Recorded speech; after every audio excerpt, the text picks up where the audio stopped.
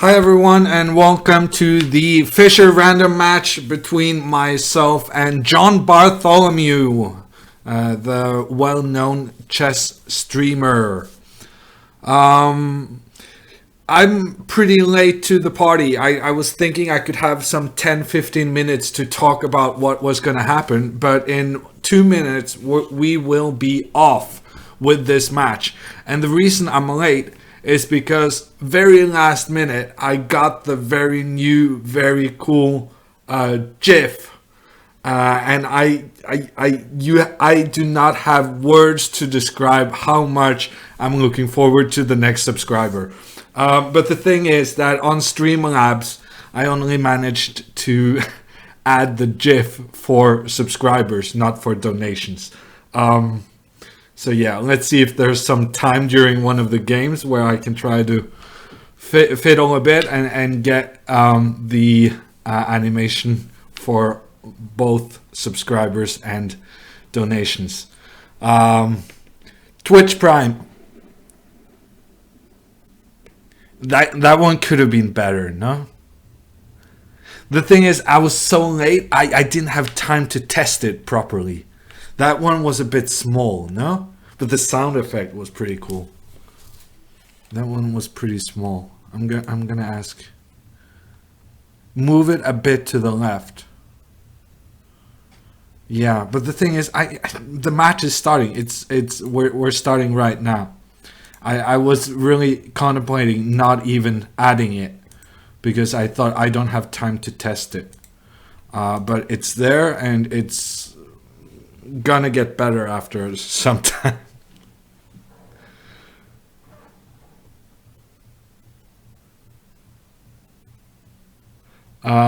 Yeah, so it's Fischer Random, and what's special about Fischer Random is that you can play. There's a different starting position in every game. Let's see, Fins.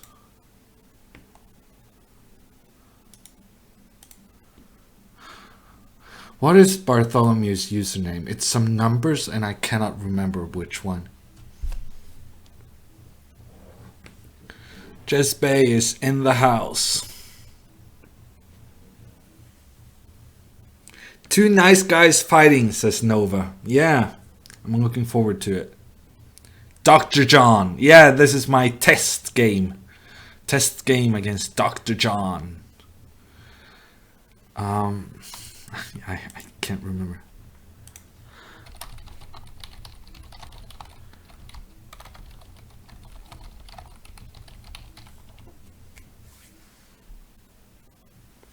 Oh 0905, that is very useful. Thank you, people. 0905. And now my cell phone is going crazy.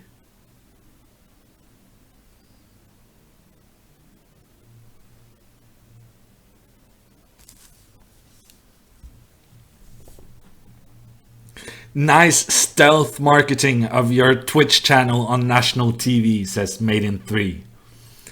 Yeah, stealth. It wasn't very stealthy, but I'm happy to get a shout out from our program. What's it called? Programmer? No. Host. Finn.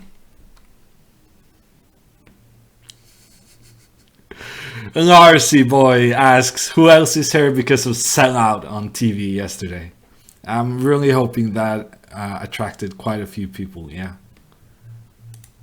We should be starting.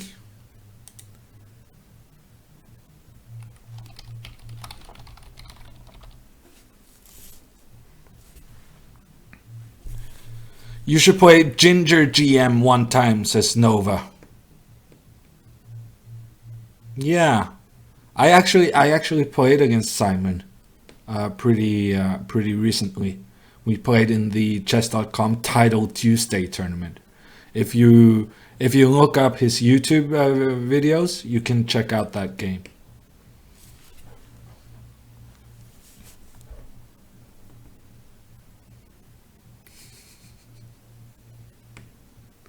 I in that game against Simon, I kept on playing with the queen against rook and pawn. He was certain he had a draw, and he was correct. But I kept on for 50 moves, moving back and forth. He became pretty upset after that. But yeah, I thought maybe I could trick him, but there was no chance.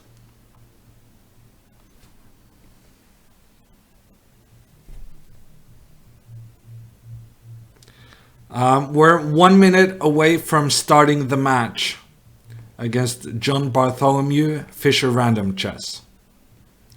In Fischer Random Chess, you get a new starting position every time. So it's random where your pieces are on the back rank. So all the pawns are on the second rank, but then on the back rank, it's random. And one of the weirdest things about Fischer Random Chess is the castling. You can go with this king here on b8, you can castle to g8, and the rook will follow to f8. So it's a very freaky castling in Fischer Random Chess. Nova is saying that Simon Williams was so pissed when I didn't accept a draw. Fischer Random Chess is Chess 960. It's just two names for the same. And we're going to start. I got the okay going from John, the other John. And we're going to start this Fischer Random match. We're playing the time control of 2 minutes and 2 seconds per move. And we're just going to play for 3 hours and see who has the most points. Okay, first thing I noticed, maybe there's something going on here. No, this pawn is protected by the knight. How do I get my bishops out? How do I get the queen out? I'm tempted to go f5 because then I open for both my bishop and my queen. And that's how you normally play chess, right? When you push the king pawn, you can go. And also I can castle kingside when f5 will be useful. Yeah, I really like this f5 move. I think that was a good decision. And now he goes d4. Now this square is pretty weak. Maybe I can put my knight up there. Or maybe I can prevent his queen from getting into play. How about this move? But then maybe he has knight here and some threats. I'm gonna go here. Maybe I'm spending too much time. I'm down to 1:30 on the clock already. And now he's going knight f4. Okay, I'll go a bit quicker. d6 to take control of these squares. And then if he attacks my bishop, I'll go back and then kick his knight.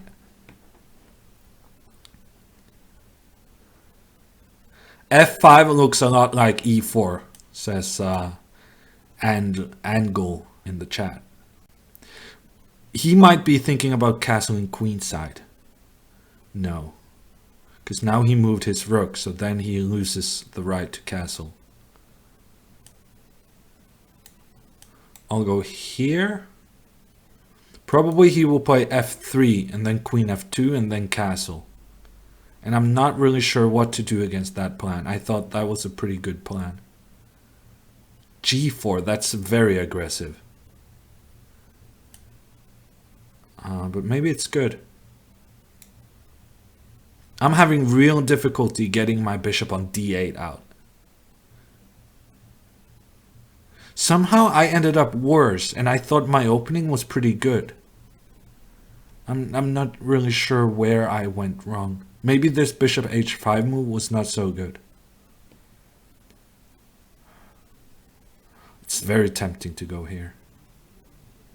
Also tempting to go here. I'll do this, and then I want to go e5. Maybe castles first.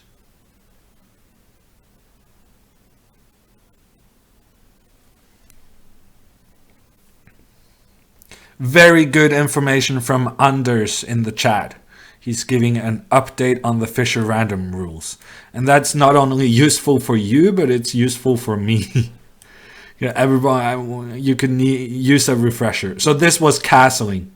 We should pay some special attention to castling.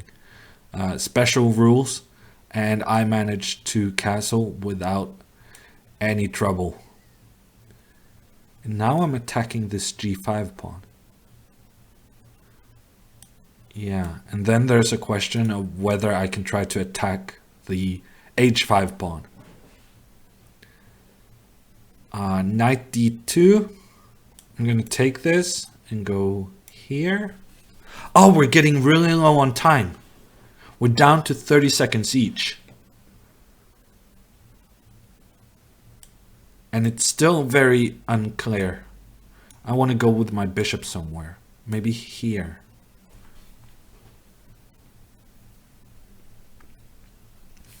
F4, that's a big decision. Maybe it's a good move, but it's a big decision. I'll go back and then do some trading. Let's do some trades. So he went for that one, but I thought, I kind of saw that he could take my pawn on b7. I just assumed that it would be bad. And now I'm not sure. Now I'm just confused. Now I don't really understand what's going on. He can castle whenever he wants. So probably I want to stop him from castling. So let me go here. And then now I have this move. c6. He didn't see that move. So I was trying to get his king to g1 so that I could get his... and now I'm just a piece up. So now I should be winning fairly easily. There's 2 extra seconds for every move we make. So I wasn't too concerned about getting low on time. Because I knew that I'm always going to get 2 more seconds. So I didn't think it was a very big issue, and I think I'm right. Let's go with the knight up here. This is very good. And now I got the check, and I take his bishop, and I'm gonna go 1 up in this match. Yeah, he's not gonna come back from this.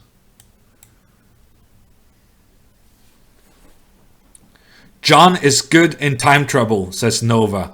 Okay, which John? I think let's do a rule that no more calling people John in the chat. With 2 Johns playing, that's just gonna be confusing. I'm guessing you meant the John that spells his name with the H. But he can be as good as he wants in time trouble because I'm a piece up. So I'm going to win the game. And he resigned. So I'm up 1-0 in Fischer Random.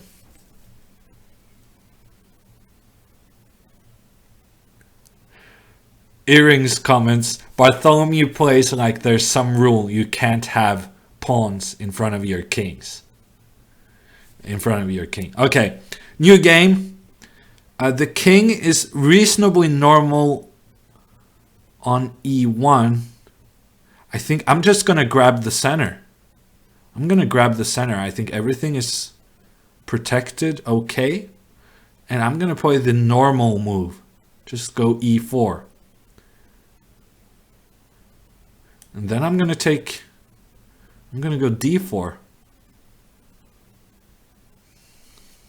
I'm very happy to just get good control over the center.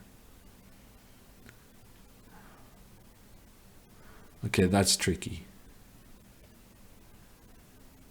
Do I go f3 or c3? Probably I'll go c3, and I'm not sure what to do on queen b6. Takes. Yeah, it takes, I think, was an inaccuracy. Because now I can go knight b3 and protect my... my pawn. Queen b6. Queen b6. I mean, he's putting his queen on the diagonal of my bishop. And it's very, very tempting to say, I'm going to punish that. Yeah, I'm going to go f3. If he takes this pawn, I'll go knight b3. And then I have rook f2 in the next move, trapping the queen. I don't think that was a good idea. I really think taking that pawn was the kiss of death for the black queen.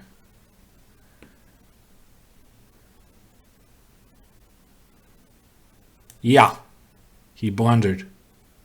But now there's a double attack on my knight and on my rook. I'll give the rook back because I have an extra piece.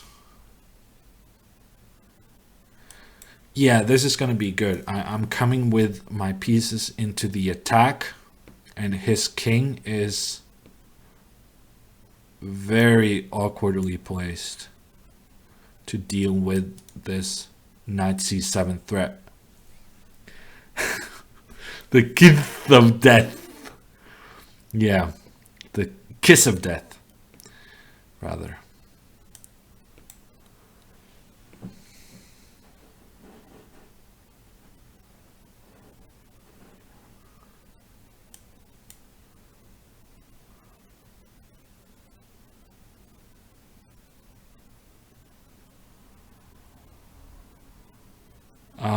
Yeah, he's still fighting, but I really don't see him coming back into this game. I have a queen and a knight. No, a queen and a bishop for 2 rooks. And that should be more than enough to win this game. But he'll keep on fighting. Keep on fighting. It's not like it's obvious how I am. I think my king feels a bit strange not having any rooks in support. But on the other hand, he has his queen. And you'd think that the queen would provide enough company to win this game. So I think the castling rules means that whenever he wants to, he can now go with his king to g8. Whereas my king is kind of awkwardly placed. I feel like he's been fighting very well. I thought this was going to be game over, but he's kept it going for a long time. And now maybe knight b4. Knight b4. This attacks the knight. Some lines I can come up here. I'm threatening the rook. I'm threatening the knight. If the knight moves, I'm having a lot of threats in this position. I'm feeling pretty optimistic with all my threats. But he found a very good move. Rook e8. That's a good move. It's a very good move. Okay, so and then he goes f5. That's interesting. I mean, he's actually thinking about an attack. He's attacking me and I'm low on time. My king needs some safety.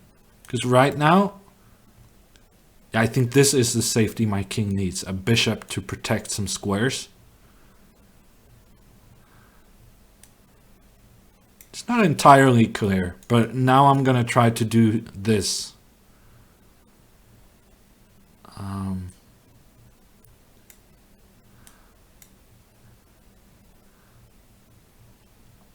Ooh, I had not seen that one. He's fighting extremely well. I mean, he's causing so many problems now. But this one, getting the diagonal against h7, I think that's going to be the decisive. And now this one, attacking on g5 and on d5. Yeah, that's gonna be it.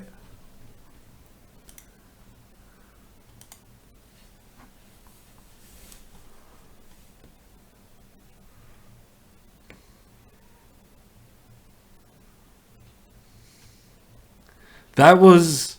I tried playing classically. I tried placing my pawns in the center, and he tried the fianchetto. Only the fianchetto was a bishop that started smack in the corner. And we have another bishop in the corner. Maybe I should try his strategy. Get those diagonals for the bishops. And he's doing it again. I'm not going to copy him. That's poor form. I'm going to go d5, trying to block the bishop.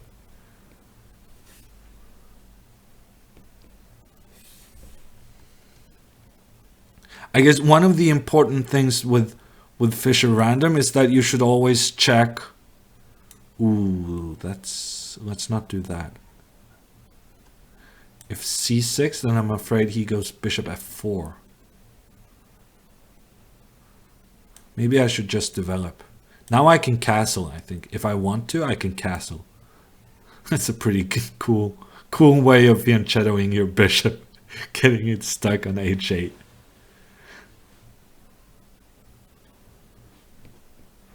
I guess that's chess humor, right?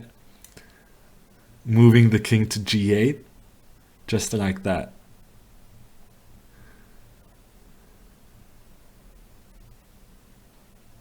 Let's go here.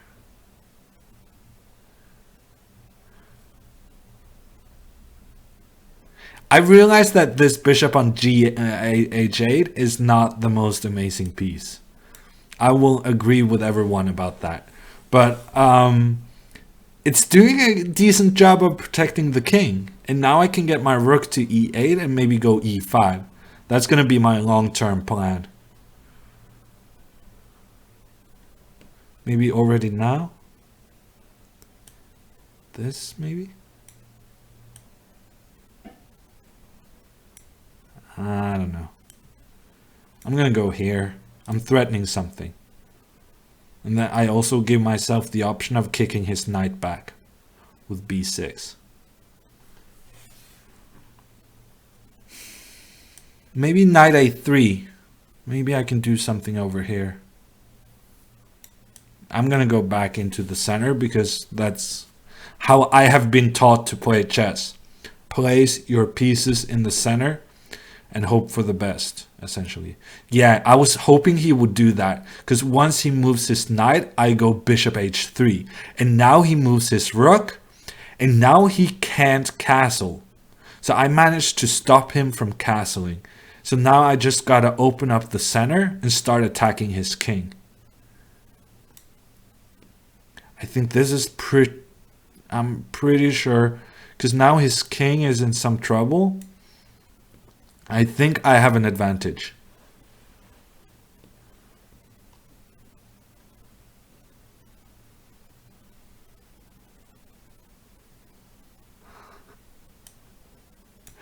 HMW Life, one of my first ever subscribers, is wowed at the amount of Twitch stuff I have learned.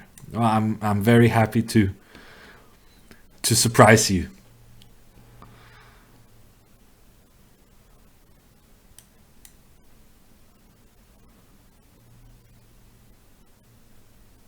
Yeah, so his king is still stuck in the center, and now might actually be the time for me to wake up my reasonably dead bishop. Thank you to Julian for subscribing. The GIF needs some work, but I'm telling you that the potential of that GIF is just magnificent. I'm low on time. I'm very low on time. I've been just sitting here and laughing, and then it turns out I'm massively low on time. Wow. And now I don't even like my position. What happened? Suddenly I started realizing I'm low on time and disliking my position. It's too much. I really need to do... Had he kept his knight on e5, I could have gone g5. No, because then he has a rook on the g file. This is very, very strange. Very strange. What to do? Okay, I'm gonna go g6. I think I realize I have a bad position, so I'm just gonna have to make the most of it. Yeah, I'm getting squeezed. Yeah. He's coming for me. Those pawns, they are creating some trouble. I'll have to open them up a little bit. And now I'm going for this pawn. And I think I have decent counter chances, because his king is not getting out of the center. I mean, he's had that problem for some time now. He just has that king stuck in the center and he's not getting anywhere with it. I'm going to take this one, see what happens. And then I'm going to sacrifice an exchange. This looks very cool to me. And it looks like I'm going from being on the defensive to the offensive in a matter of moves.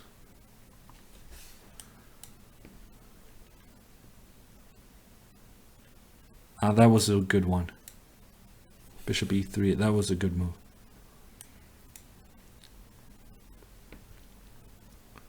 His king is still stuck.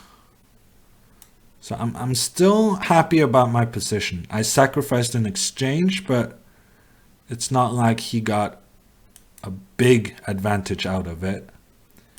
And there I may have made a mistake letting him consolidate his king a little bit. And now I'm getting dangerously low on time. So I needed a couple of quick moves there. There's a big risk of getting checkmated on the last two ranks. Big risk of checkmate. This is not going well. This is not going well. Okay. Now there's a big risk of him getting checkmated. That was a big mistake of him. Doubling the rooks like that.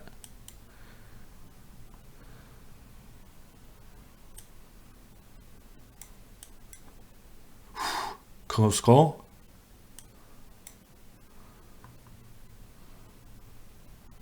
No.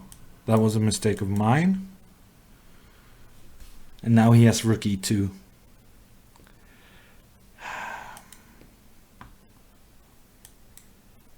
Yeah, that also works.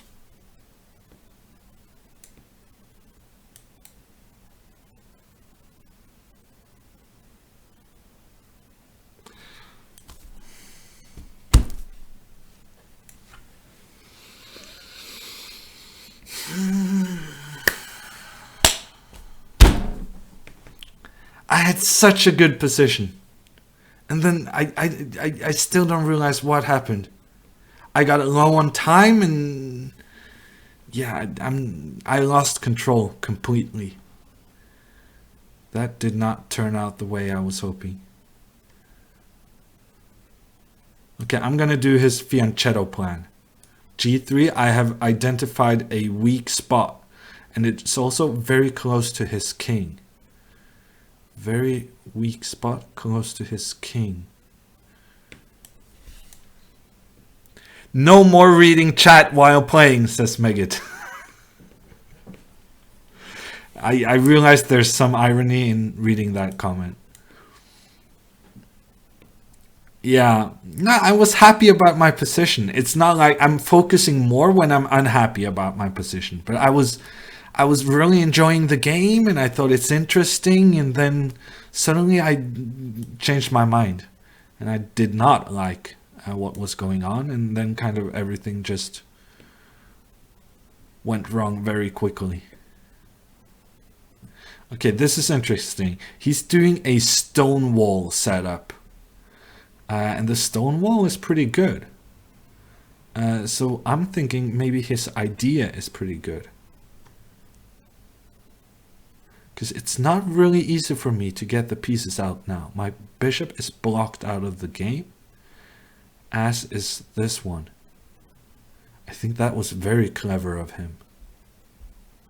I'm going to put my knight here, because that's basically what you do in the stone wall, right? You put the knight on e5, you exploit the fact that the black cannot kick you out with a pawn, and then you hope for the best.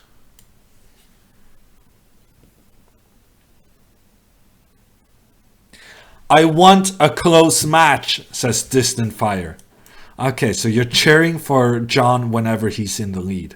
It's good to know.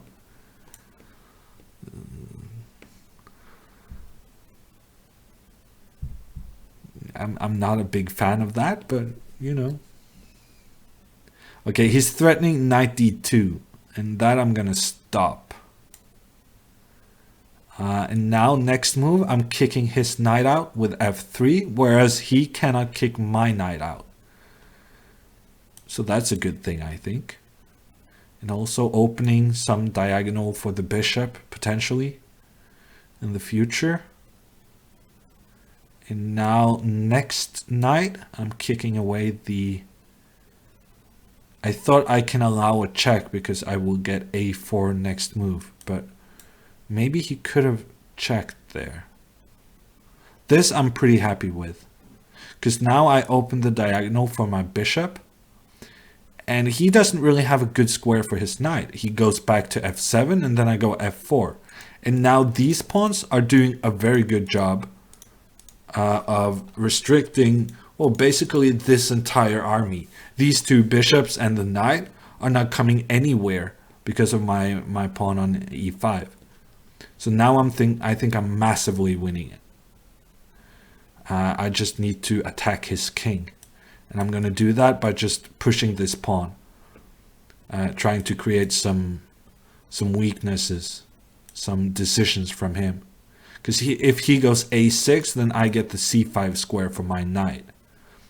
And if he goes b6, I don't know. I was thinking I could go a6, but I changed my mind. I want to do something else. Let's just improve this bishop and see where he's going with this plan.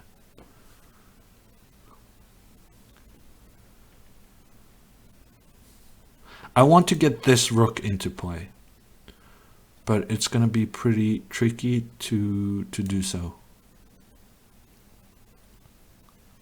Queen g6.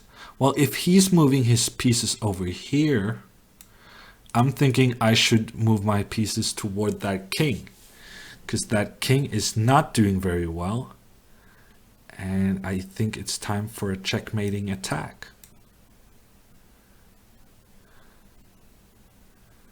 I think it's time for checkmate.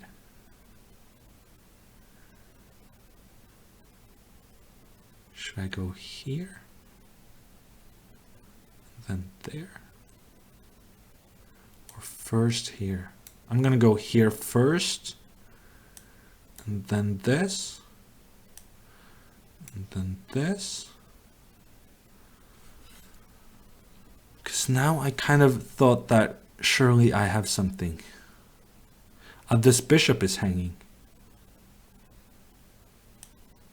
Okay, let's maybe just move the bishop and do something. Yeah, I had a checkmating attack, but somehow it disappeared on me. Somehow it disappeared on me. Well, there it came back. That is checkmate. Hammer time. That is my promise. Whenever I give a checkmate on the board, we get a hammer time. I cannot do the dance. So the attack came back. He didn't remove my knight. And it's a pretty nice two-piece checkmate. Very often you say that you need 3 pieces in the attack to create a checkmate. But here a queen and a knight was enough. Hammer time! Booyah! The chat goes crazy. The chat goes crazy. Yeah. Okay, so we have a new position. Let's try to figure out what's going on. The queen is all the way in the corner. I'm not a fan of baby getting stuck in the corner. So let's get her out. Fianchettoing the queen. That is a normal strategy in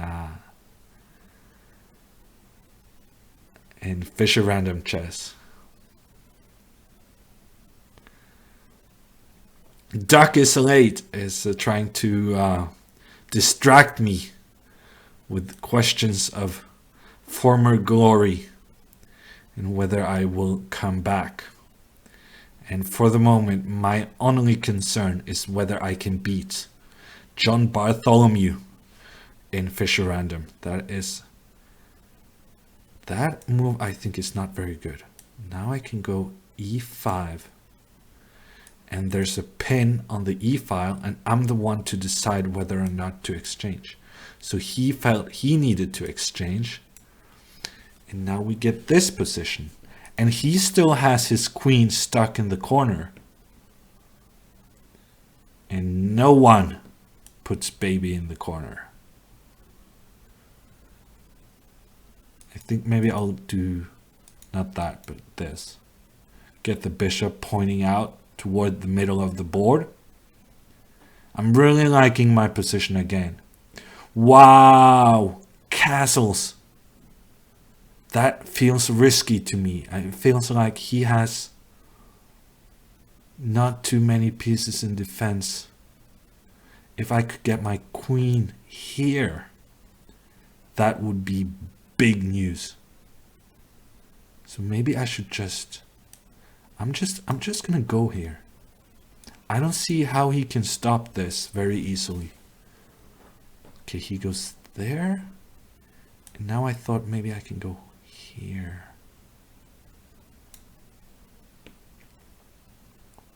Maybe this move is not very good, because now I'm creating a weakness on e5. But it's so tempting just to put the queen on a3 and say, I'm so close to your king, while your queen is completely out of play on the other side. Such a tempting plan.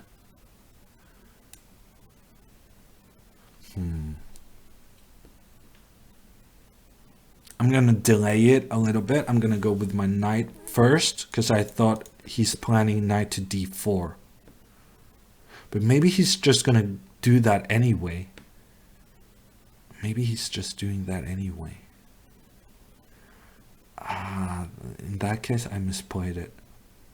Okay, but now, what is he thinking? If I go up here now, I'm threatening knight b4. Surely this is... And I forced him to play c3, but I thought, whatever happens, he will never want to play this c3 move. Maybe I can improve this one, threatening knight f2 in some lines. And he's not scared of that. Why is he not scared of me just taking? Maybe he's more scared of me checkmating, which I suppose is sensible, but okay, I'm gonna take it. I'm gonna be a bit of a chicken. I'm not gonna take the rook. I'm just gonna make sure my pieces are slightly better placed. And now I'm gonna do castles. Yeah, I'm gonna do castles. This is such a cool way to castle, right? My king moves to the left and so does the rook. Such a cool way to castle.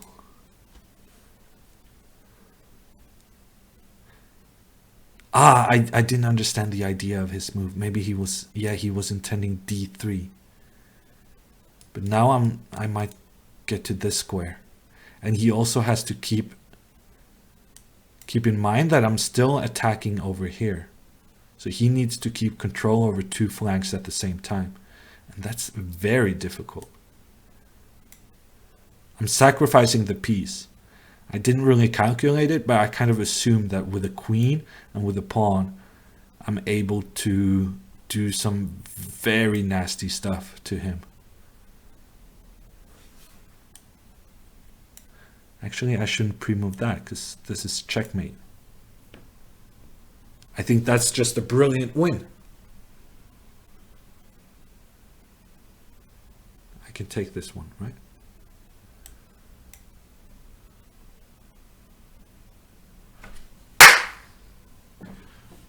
That's 2 in a row. I'm crushing it. Fischer Random, such an easy game. No problem whatsoever.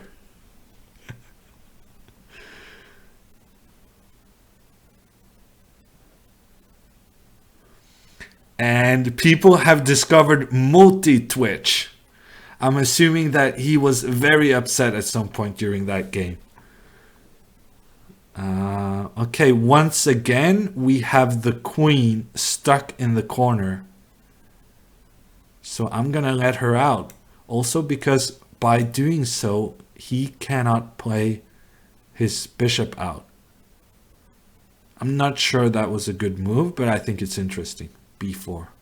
And he goes B5, which I kind of anticipated. And now I thought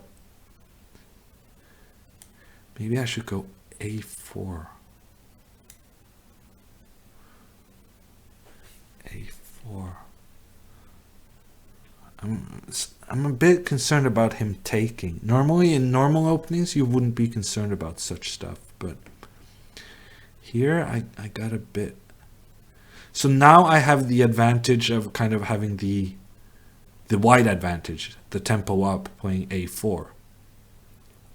So now I should try to get an advantage on the other side of the board. I'm going to go here, and I'm thinking about going here at some moment. Made in 3 says 1,225 viewers. Yeah, we're having a party right now. And that was a good move. That was a good move by him. Okay, so he managed to get me to release the tension toward the b5 pawn. And in return, I got some... I'm not sure what I got. Maybe this is just good for him. But I'm offering an exchange, and if he takes, I'll take back with my f pawn. And we'll have an open file to do some stuff. And he goes f5. I'm just gonna copy him. Yeah. Just copy. If he takes and plays bishop d5, that might be good. I love this stream, says Matthew. Thank you. Thank you, Matthew. I'm very happy to have you. What's going on now? I want to get my bishop into play, but for the moment the queen is on the same diagonal. So I'm going to go bishop f2 for the sole purpose of protecting my bishop, so that I can have a discovered attack with a pawn next move. But then he chooses to take, and then he goes bishop d5. That's clever of him. So I castle, he castles, and I think black is better. Black is definitely better. Okay, that move I didn't consider. He's trying to do something toward my queen. Yeah, no, black is much better. I'm really not sure what went wrong. Is it so bad that I had this pawn on a5? I don't understand what went wrong, but black is more solid and has more cooler options for attacking. This move I dislike. I thought this was a mistake. But this move was very interesting. Very interesting move. Huh. How am I kicking out this bishop? Okay, I'll just go here. And now I'm kind of hoping for the best, because now I realize I'm in trouble. I wanted to go with my knight here. but it wasn't really possible. And he's coming for me. He's coming with all his pieces. But this queen move was not very good, because now I threatened d3 and I forced his bishop back. I think he realized that was a mistake. And now I got my knight here. Suddenly white is better, because now he has misplaced all his pieces.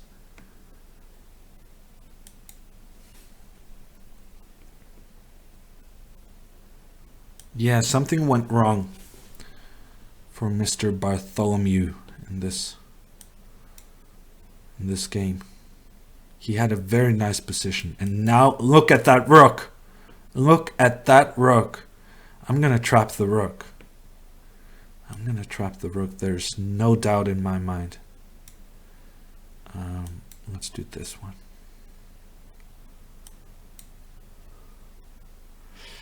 Maybe I'm not trapping his rook. I'm very close to trapping his rook. I mean, is there really any chance this rook is going to survive? I would think not, but you never know.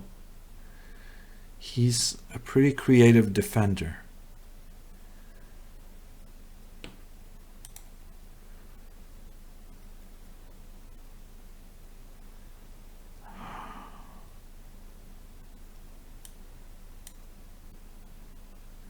I don't know. Oh, he trapped my bishop. Big mistake, big mistake. He trapped my bishop. I really should have seen that coming. Now I'm just trying to complicate things. But his rook is still very much in play. I mean, his rook is not doing very well. And my counterplay is pretty big. There's a lot of stuff going on right now. I might be winning. It's not clear whether I'm winning or losing. Both options are about equally possible. He took that one. That's a very interesting decision.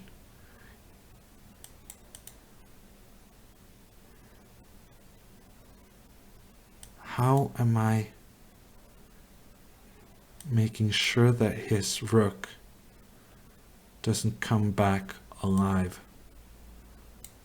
I don't know. I don't know. He put his pieces in a pretty good, smart way.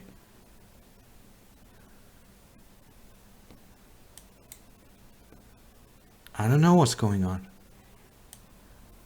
And frankly, I don't think he does either. Ah, yeah, he does. Yeah. That was good. H6, moving the king over. He's played this pretty well, I think. At some point he lost control, but he never let it slip too much.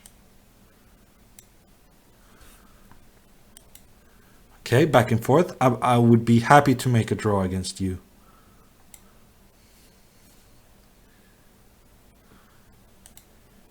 Good sir, let's go back and forth and make a draw. Are you interested? Exchange? Yeah, I'm down for that. I'd be happy to make an exchange. Another one? Probably that one was a bit too much. I shouldn't have gone for that one. Ah, that was a mistake by him. He had c6. Ah, but he has stuff under control. Yeah. That was a weird game. That was a very weird game.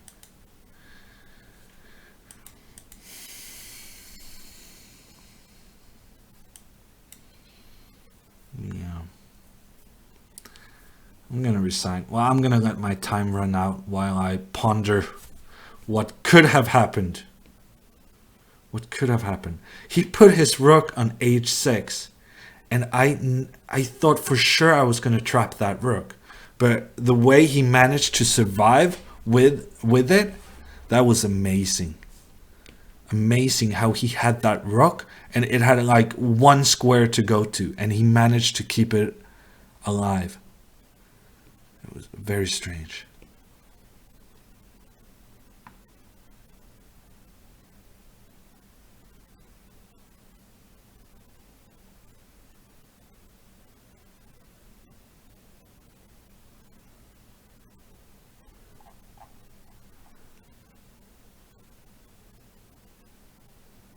Why didn't you just take the rook, asks Light 1c3. I don't know. Could I have taken his rook? If that's the case, I made a big mistake. I would have if I saw how. And we have a new position. He goes f4. I'm not sure what to do. Actually, I think John is a big fan of the Scandinavian. And here, going e5, opening up for the queen to enter the game very early on. That's pretty reminiscent of the Scandinavian defense. And he went forward, which allows me to put 2 pawns in the center. And I think that's a good deal for me. I think that's a very good deal.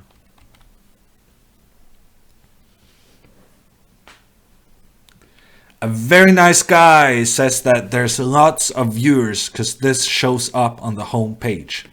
So we are very honored to have you if you are one of the homepage viewers. And yeah, please let me know whether there's something I can help you with.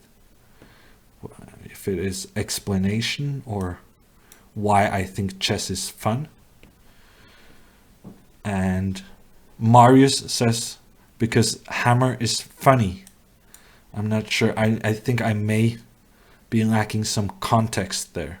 But whenever somebody says I'm funnier, regardless of who the competition is, I'm pretty happy. Your backstory came here from front page and he thinks it's very cool. So he's sticking around. That's very nice.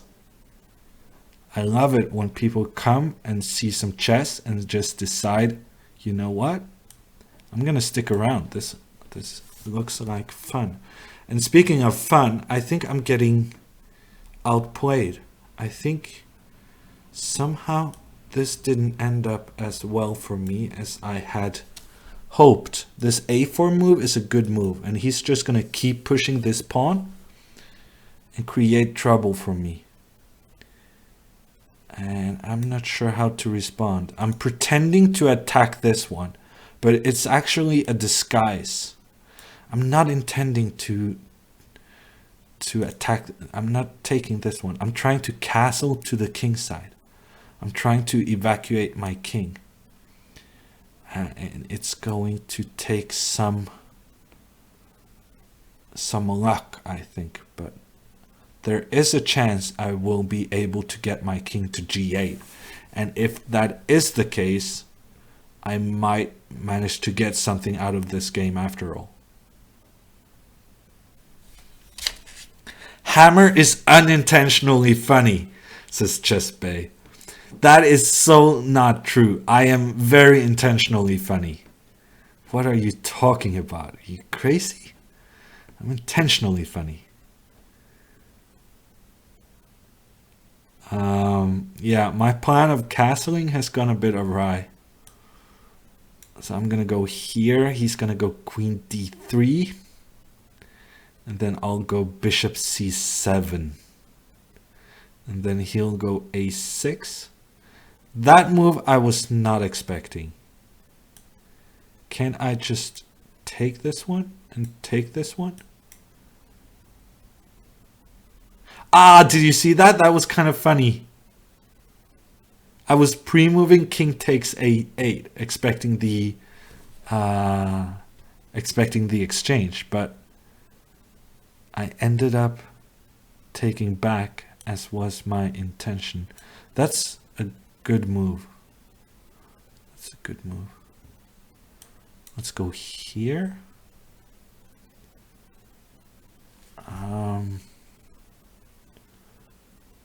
And then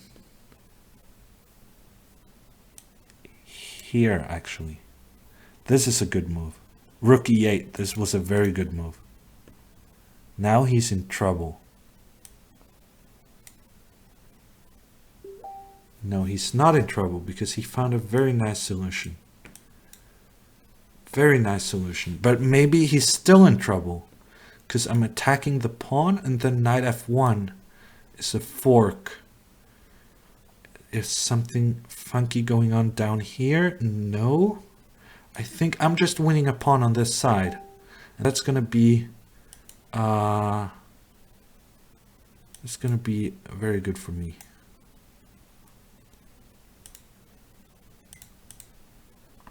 I'm getting low on time. Very low on time. And he's trapping my bishop. Wow. Very funky play. But now I'm trapping his knight.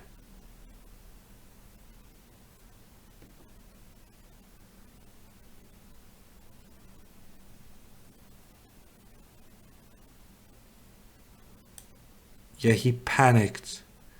He didn't really need to do that. He could have gone knight f5 and he would have had an escape. But now he basically just made the same line with giving away a pawn in the process. So with 2 pawns up in a knight endgame, I should be able to win this. I'm going to try to exchange the knights and then get a pawn ending.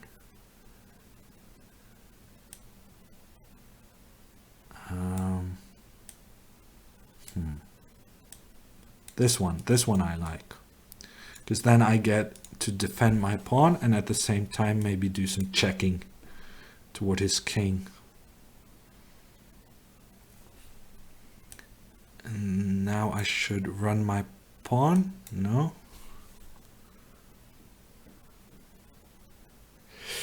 I'm not sure this was a good idea of mine. Just giving away over here. But let's see if I can win this one. So we're gonna have... I made this way more complicated than it needed to be. And now it's not clear at all. Let's see what happens. It's a good move.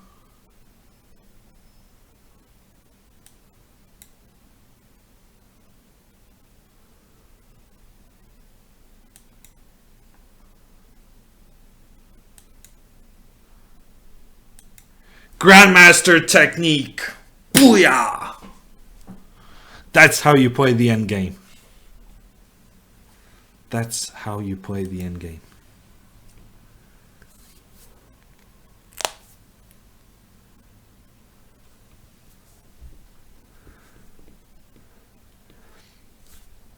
There will be an unofficial Fischer Random World Chess Championship with Magnus Carlsen playing a match against Hikaru Nakamura. And I think Marius in the chat is very on the point when he says Magnus Carlsen needs a new title to conquer. So Magnus wants more chess titles and he's going for the Fischer Random one. Hammered too strong, says Distant Fire. I try to be too strong for my opponents. I'm gonna go d4. Very classical opening. The pawn on h2 is hanging. That's what you should always check, whether something is hanging. Because this was my intention, to go c4 and threaten on h7. So this was my idea. And I don't think he noticed that I can take this. I don't think he noticed that. But on the other hand, now he can go c5 and he can make the same threat right back at me. Right back at me. But he didn't do that, and maybe I should stop the threat. So I think I should castle so that I protect this pawn. And then go e4. Yeah, I like this move, e4. The rook is not going anywhere. I can always take that. Now I might even take the knight. Take the knight, take back, check. It's a very awkward pawn positioning for him. I don't think I'm going to take the rook. I'm going to take the knight. And he made a pre-move. He made the same pre-move I made. That's kind of funny. He made king takes g8 in pre-move because he didn't realize that if I took the knight, then the king takes g8 would be castling. That was actually very funny. That was very funny. He made a pre-move and it turned out really bad.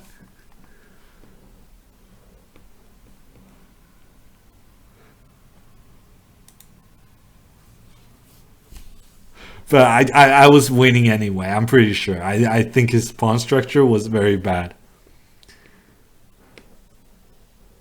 But yeah.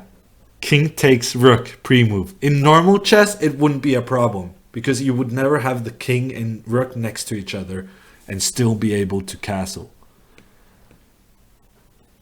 But here, it was really, really bad. Dirty tactics, says, oh really?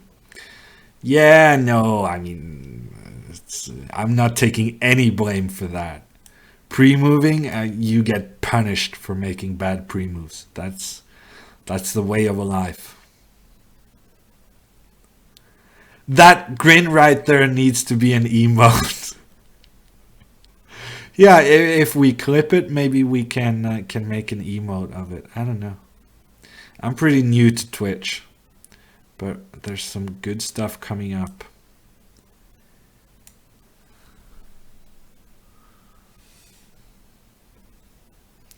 Don't pre-move in chess 960 is the clip made by Mikos.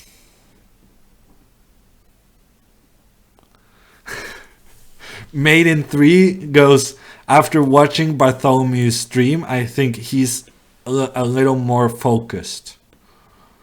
Yeah, I don't know, maybe. But he's also very experienced. I mean, Bartholomew has been streaming chess for a very long time, much longer than I have. So he's also probably very good at managing to play while concentrating. Whereas I think it's a bit tricky still. Okay, I'm creating the biggest, baddest pawn center you have ever seen. Look at these pawns. Just completely controlling the opponent's possibilities. And now I'm going h5. And I'm attacking this knight as well. And I'm so tempted to go like a5, b5 just to push every single pawn up there.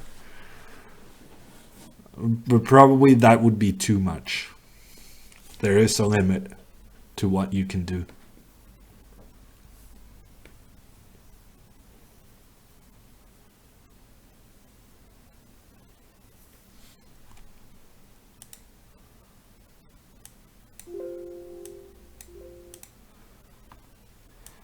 So my plan was to go d4 when he goes c4.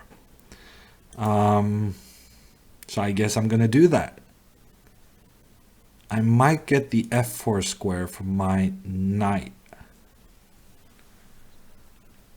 This is the biggest, baddest pawn center I have ever seen, says Earrings.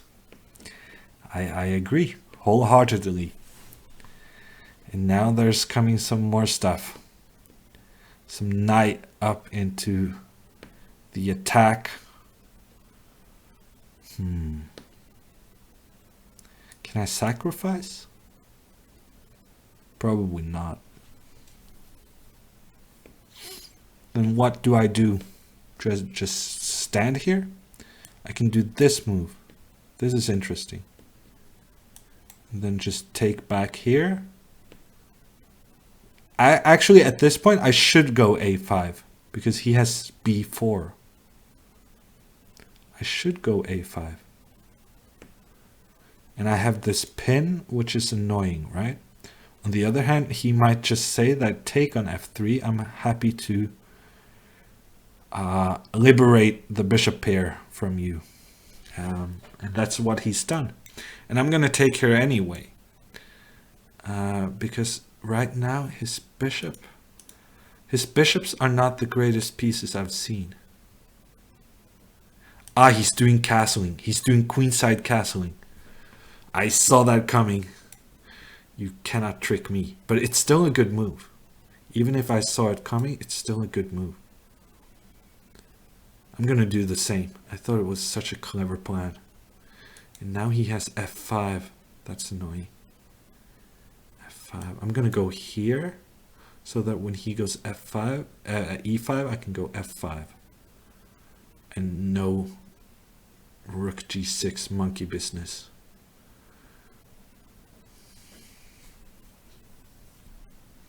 I don't know what's going on. It's an interesting game. I would really like him to take on c3. And just as I said that, he did precisely that. Because this is such a good square for my knight. I cannot imagine I'm not winning here.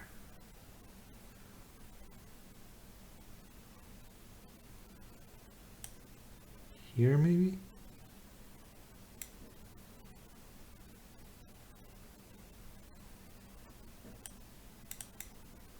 I'm getting low on time.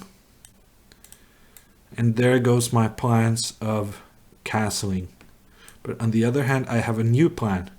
And it's basically just take all his pieces plan. And that's also a very effective plan. And now there's the sweetest checkmate. Okay, that's too bad. But if he had gone rook b1 there, I could have gone queen sacrifice. I'm going to show that for the camera. If he had gone king b1 here, I would have played queen takes b3, bishop takes, rook b2, king in the corner, and a perfect mate with the knight and rook coordinating beautifully together with the pawn. That was so sweet. How do I do the rematch?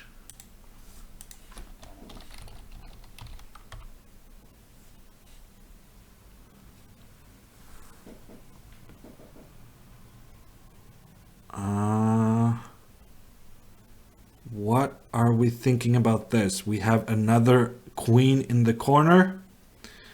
Probably my baby in the corner. Nobody puts baby in the corner. Those references got old pretty quick. I should come up with something new. But it's not easy here.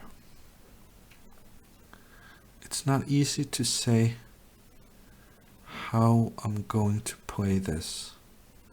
I think I'm going to go here. Essentially trying to block this bishop by putting a pawn in the way. And then just d3, protecting the pawn and hoping that him being too aggressive here maybe leaves some weaknesses behind. Knight e6.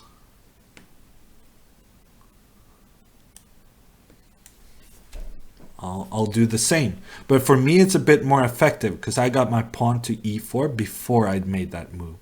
So I have a bit more space for my pieces. And now we're getting the queen ready. And for him, it's not easy to play g6 because then I open up and I start attacking stuff. Okay, I'm just going to go for it. f4. I'm ready to go f5 next move. There's nothing stopping me. And this is one of the disadvantages of playing the knight here so early, that he might get pushed around a little bit. And that is precisely what I'm planning.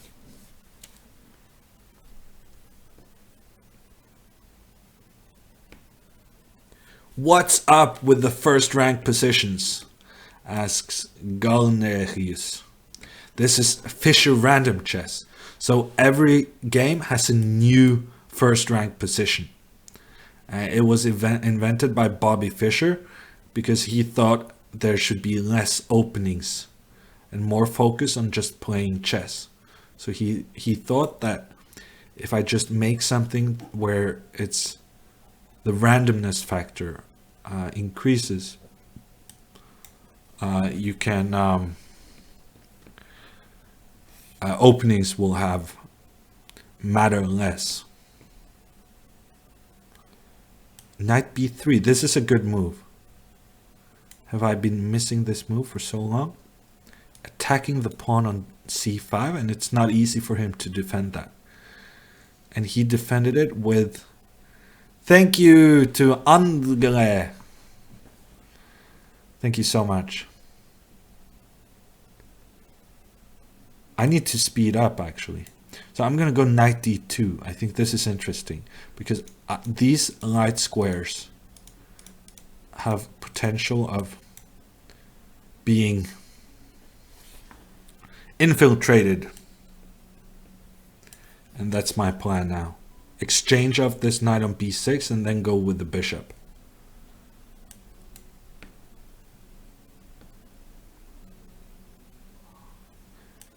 Yeah, I'm going to go g4 just to keep it closed. And I kind of realized that this bishop is not doing very well. Actually, he could take here. Wow. He has had the option of taking on c3 for many moves. That would have been very bad news for me. Maybe this is bad news as well. It's not clear how white should proceed. I need to get my bishop out, but in doing so, I'm massively weakening the dark squares.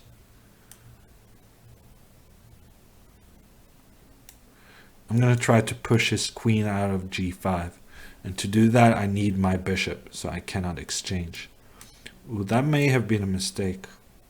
This feels like something for white, but maybe I'm overestimating it. This became very complicated, and I'm low on time.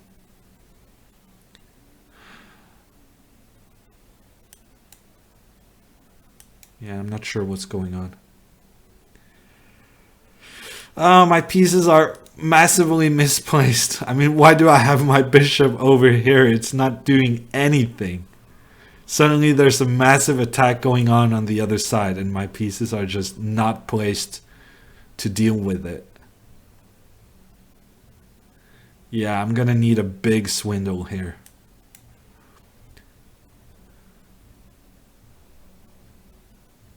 Maybe I can take this one. No, he stopped that.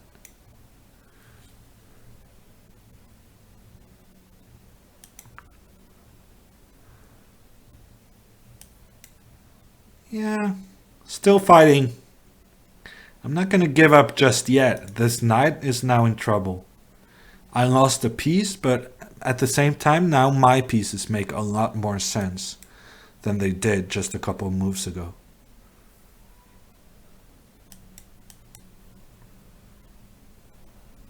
I don't know. That move may have been silly, but I'm also just trying to confuse him.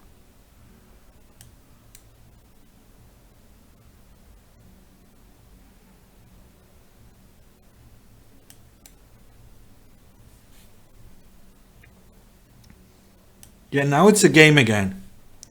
Now it's a game. I'm 2 pawns down, but his king is awkwardly placed. I might get some attacking chances here.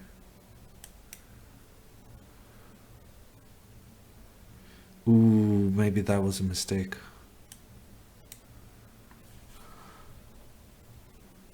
Yeah, I let him run away with his king.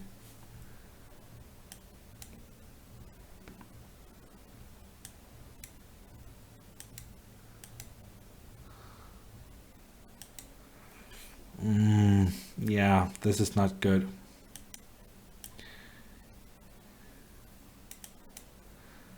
That was maybe good for me. If I could get my king up somehow, make some threats, could be useful.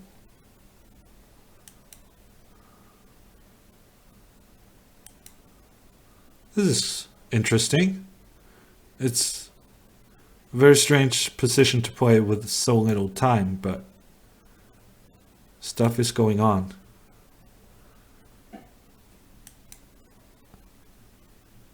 I don't know, I'm still fighting. Had you told me a bit of time ago that I would still be fighting, I could be reasonably happy. But now my fighting is coming to an end. Yeah.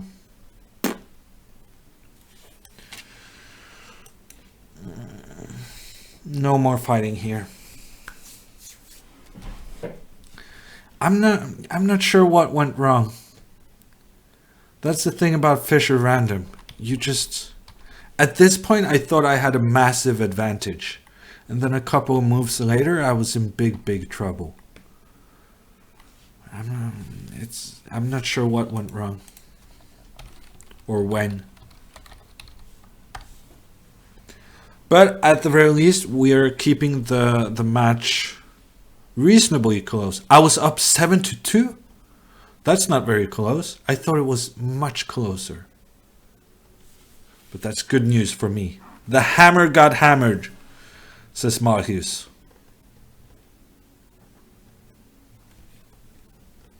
The hammer got hammered. That is true, unfortunately. How to deal with this position? Do I have any unprotected pawns? So this pawn is unprotected. So c5 makes a bit of sense. Opens up for the queen. Takes control over a central square. Yeah, it makes sense to me. And then maybe get the knight out. I'm not sure. Yeah, I'm not too happy about that move. In hindsight.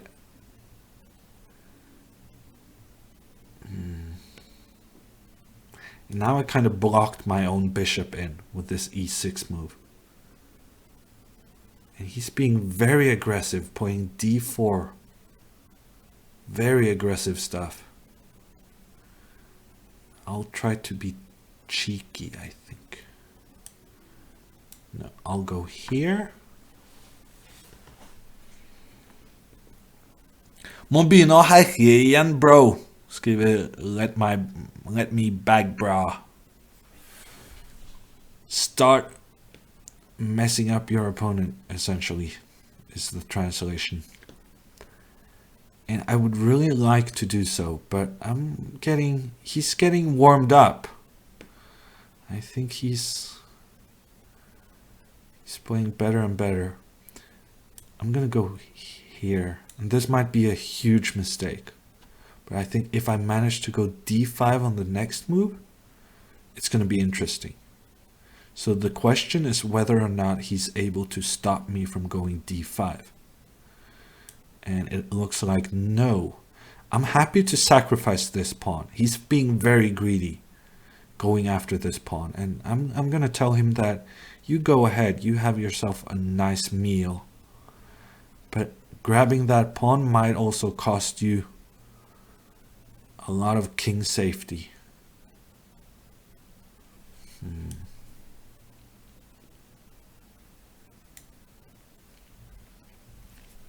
How long have you been playing for? Asks Asi. I've been playing since I was 9 years old. So chess is a huge part of my life. Now he's coming with the knight.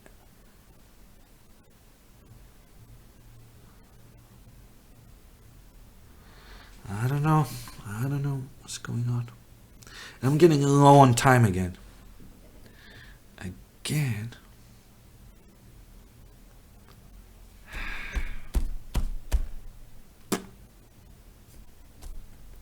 I don't know what to do.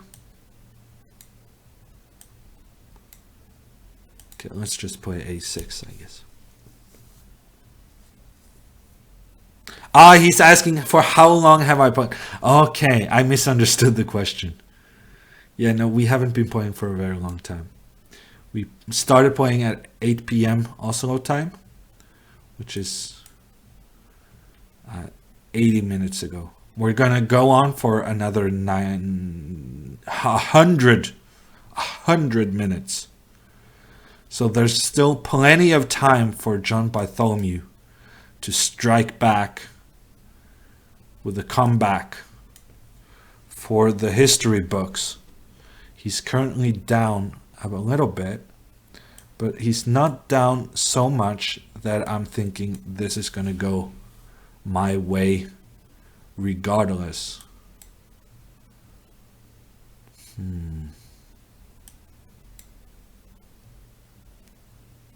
I'm pretty good in endgames, so I'm reasonably happy that the queens are exchanged off, but at the same time he's attacking some of my pawns, and that I'm not too happy about because it's difficult to defend this pawn. It's pretty difficult. Oh, I'm low on time. I'm very low on time. Very low on time. And I blundered my c4 pawn. Blemba. That is not good. That is very not good. Oh, that's not good. And then he comes back and he's just taking another pawn. Wow. That went very south very quickly.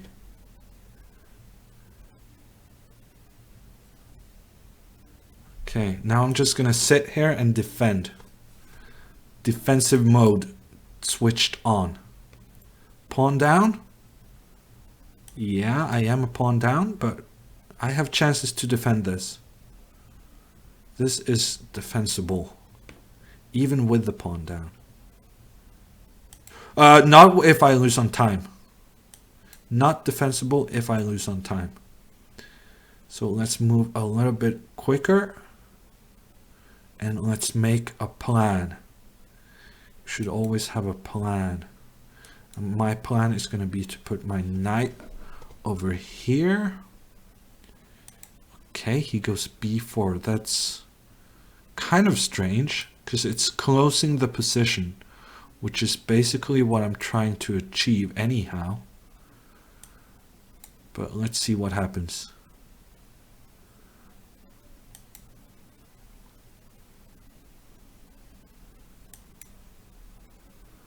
I might be happy to take this bishop.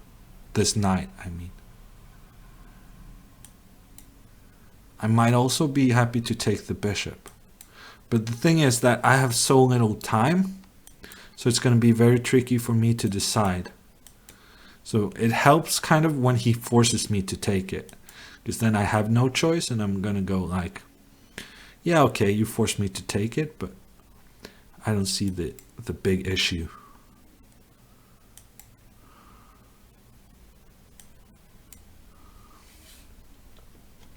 If I do manage to defend this, I deserve some kind of a prize, because at the moment it's looking not very good. Not very good. Yeah, this is not good. Not good at all. And he's coming with the king. Coming with the king. I'm not sure. If I could get my knight here, I would be reasonably happy. But I don't really see that happening.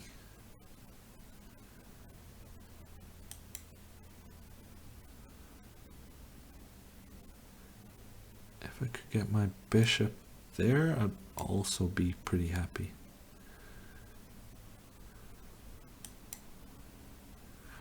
Yeah, he tricked me eventually.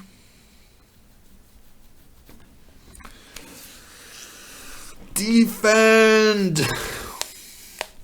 Reading chat while clock is 2 seconds. Ice cold, says Cabo. Yeah, I don't know. It didn't work out very well this time, did it?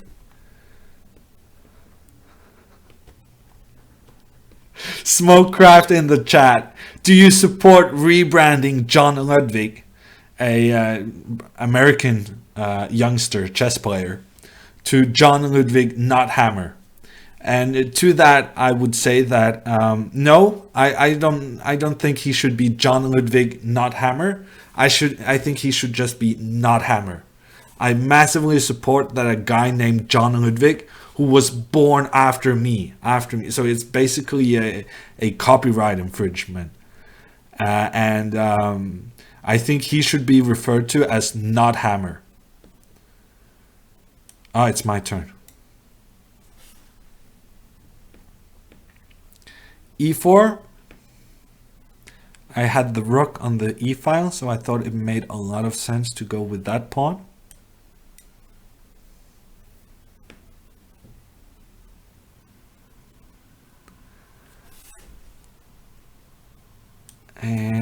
off. I'm gonna use the same strategy of just trying to place pawns in the middle, and then at the same time I'm opening up for my bishops.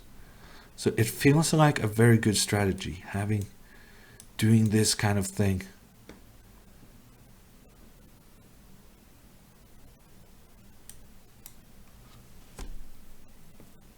You're always behind on time, says Mr. Freeze in the house. Yeah, but I'm also up on the scoreboard. And after all, isn't that what counts? And so long as I'm up on the scoreboard, I don't really care if I'm down on time.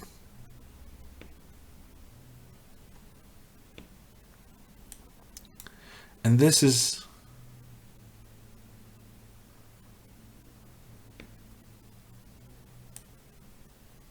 Yeah, I was actually planning to do this exchange.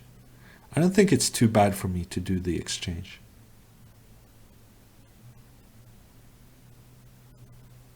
But maybe I should go here. Nah. I regret my decision. I should have just taken here.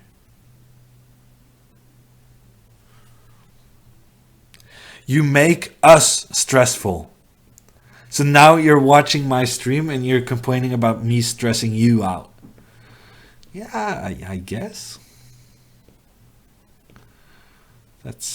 Chess is a very stressful game. Don't let anybody ever tell you otherwise.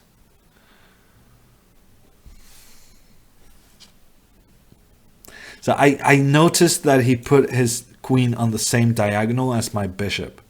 But I also noticed that probably he has some pretty scary intentions if I were to take said bishop. What am I going to do here? It's very simplistic what he's doing. Just threatening this one with the queen. But at the same time, it's not easy for me to cover it.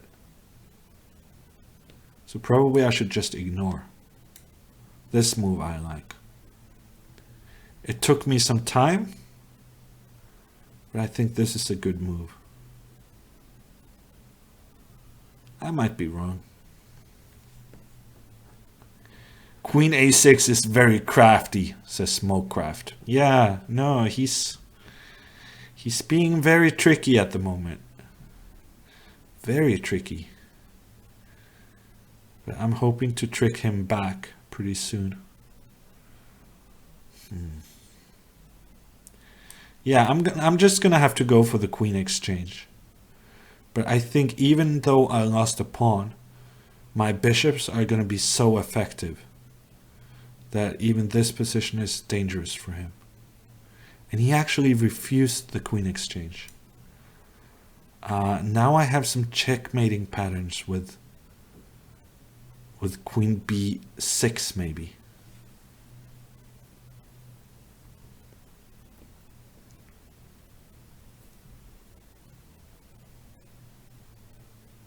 And he's going straight into it. Take this one, surely it's good. Has to be good. I'm gonna take it. I'm gonna take this one as well. We get the queen exchange, which it's not really what I wanted, at least not in that fashion. But I'm blocking his bishops. So I think this ending will be very promising for me. I'm gonna go here.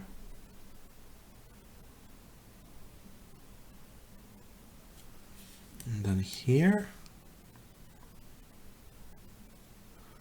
And now I'm even threatening e takes d6. So he might have to do something with his d-pawn. And then look at those bishops. This is positionally outplayed.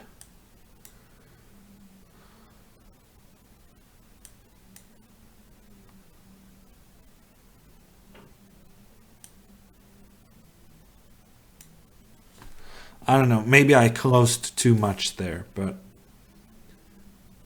my idea is essentially that... Okay, there I started doing silly things.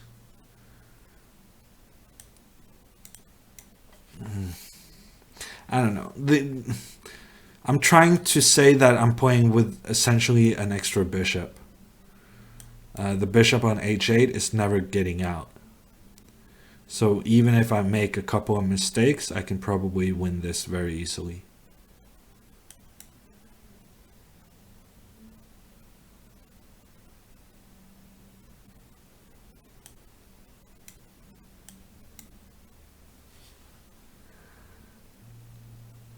That was so poor. That was so poor. Okay, so I took on e7, but that was actually not a good idea because that allows his bishop to get back into life. And now also being low on time is causing some headaches.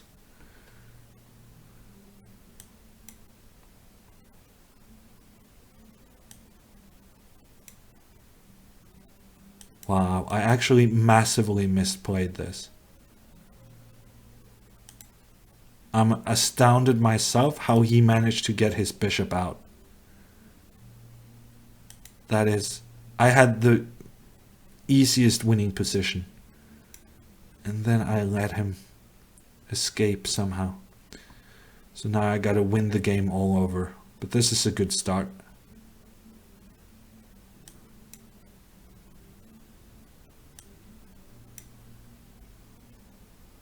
I don't know, maybe that was too greedy of me.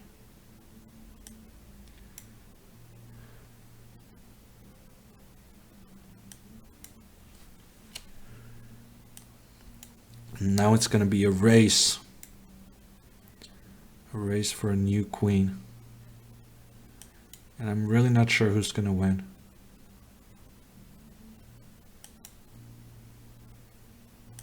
Yeah, apparently it's not me.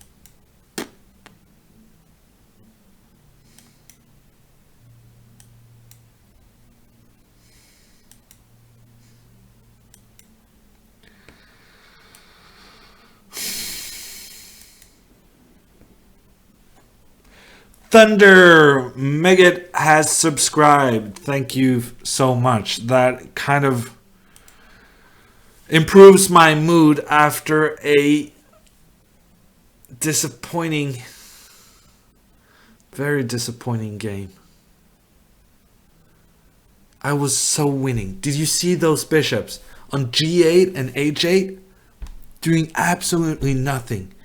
And I managed to let him get both bishops back into play. That was so sick.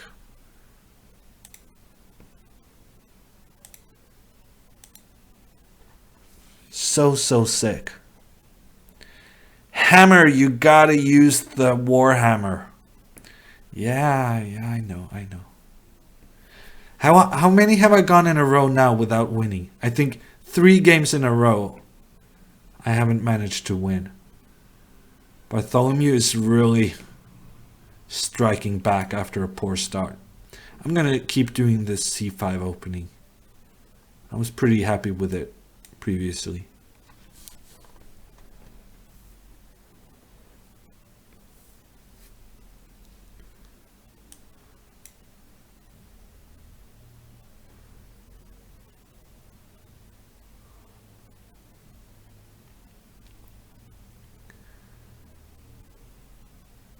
Yeah, now I'm pretty happy. f6. I'm gonna try to build the monstrous pawn center once again. And this is a very good start.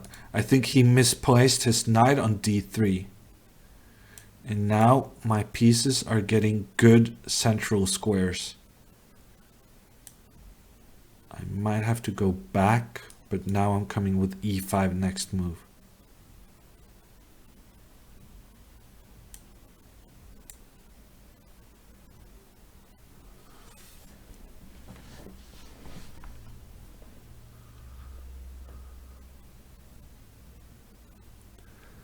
Let's see the hippopotamus defense, says Made in 3. Yeah, I don't know. Probably it's even worse in Fischer Random than it is normally. Maybe I should castle, actually.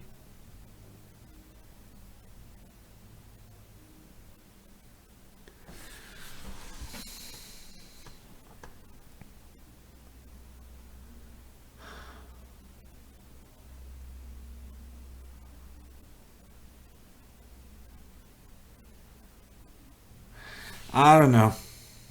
What do I know? Thank you to Folesbach for subscribing. What's the score? Asks Smule. The score you can see up here, 4.5 for Bartholomew, his username Fins, and 7.5 for me. But on the other hand, judging from the last couple of games, Bartholomew is really the one doing the attacking at the moment. And I think he has 2 wins in a row and then a draw. So the trend is not in my favor. I'm going to try to exchange off these bishops because they have been... This bishop on f3 was causing me a lot of trouble right now. Takes, takes. I guess he takes and I take with the bishop. And I'm still pretty scared about this rook pointing down. And that's my own fault. Because I castled. And I didn't need to castle. I didn't need to put my king on this file. And yet somehow I got this weird thing in my head that castling is a good idea. And it wasn't. It really wasn't. Let's exchange.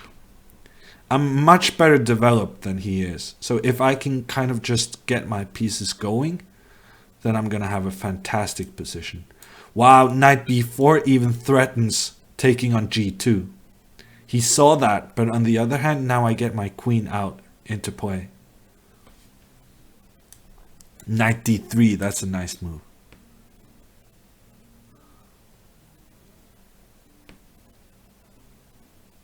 Yeah, now I got him. I'm coming for you. I'm just going to double rooks. Very effective. Point the rooks toward the white king.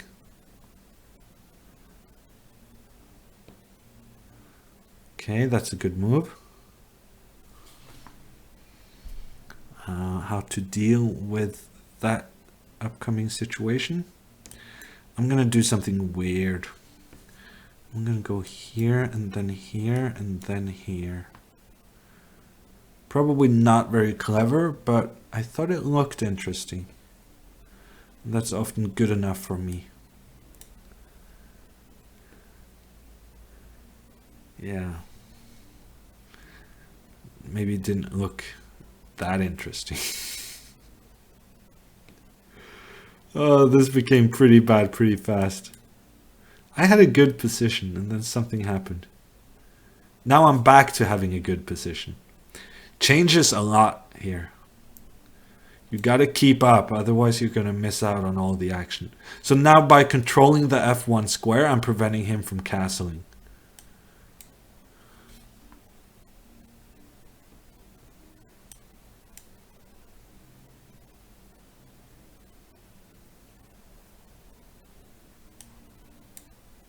And he's trying to hold on, but I think these pieces around his king really should be the end of it. And I won on time.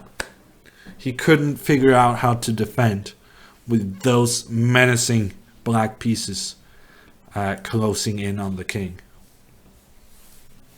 Thank you to Berry Trip for subscribing.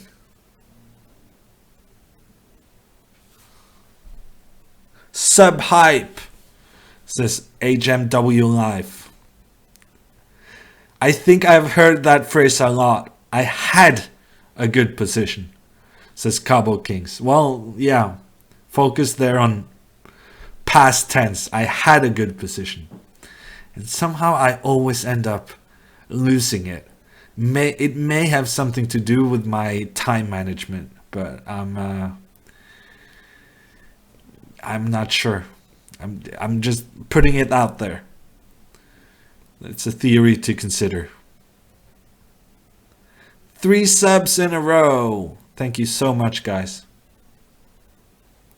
Whenever something bad happens, keep calm, take a few deep breaths, and shift the focus to something positive. That's very good advice. But what to do now? How should I attack the center? I'm going to go for e4 once again. Because this bishop, if I can just put some pawns in the way so that that bishop won't be so effective. And also I'm trying to see whether I effectively can meet if he just copies me, if I have some clever way of playing. And I think if I do have that, it's all often a good way to start the game.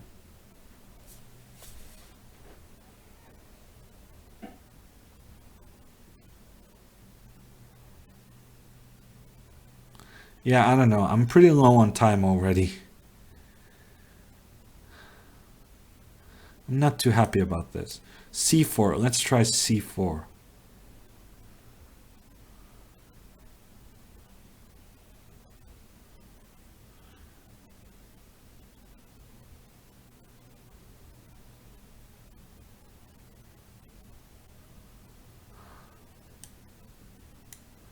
And now b3 opening up. Let's do the exchange. And then d4. And now we're getting some... This is starting to look like chess. White has the Maroxy bin. Bind with the pawns here and here. Castles. I mean, he's basically just daring me to go h4.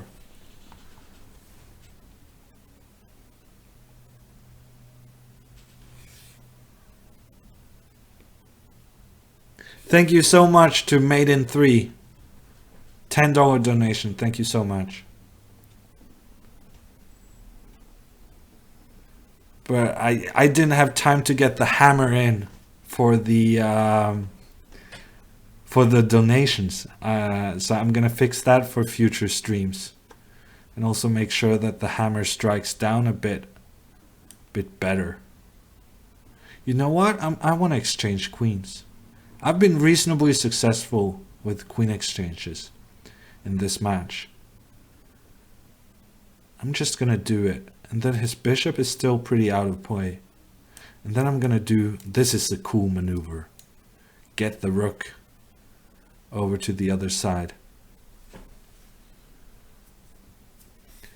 I need some good places for the knights. Okay, let's start with putting them out.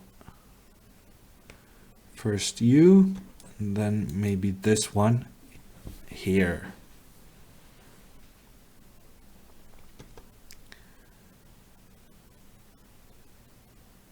And now he might be intending b5. That's pretty clever. So I should go here. Smoothly says that he will donate when there's a hammer. You said if there's a hammer. Well, there will be a hammer, but not during this session. I'm too busy trying to play. I couldn't possibly start trying to work out technical stuff. Anyone will tell you that technical stuff is not my area of expertise. What just happened in this game? I had a very nice position and suddenly he has pieces attacking. He's attacking. That was not really my intention some moves ago.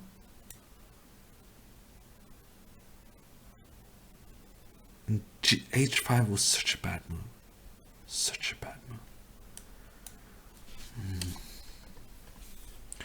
Yeah, I don't know what's going on. This became very interesting.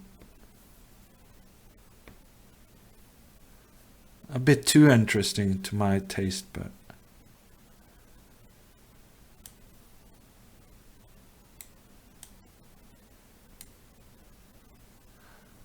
Suddenly I discovered that if knight d5, he can take on f1 and play knight e2 check. I don't know if he had seen that. But if he had seen that, it would have been very bad for me. On the other hand, I gave him the opportunity to play an amazing tactic. Wow, that was very good. That was very well done by him.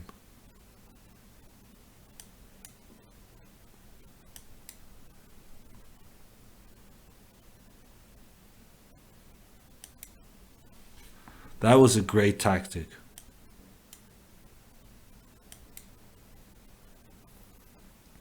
I'm getting killed. How many games in a row is that? I'm getting crushed.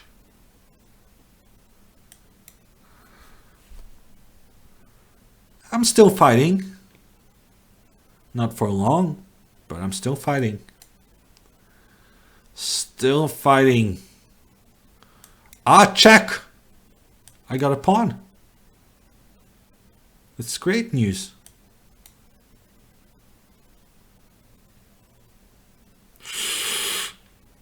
That's not so great news. Not very great news. Yeah.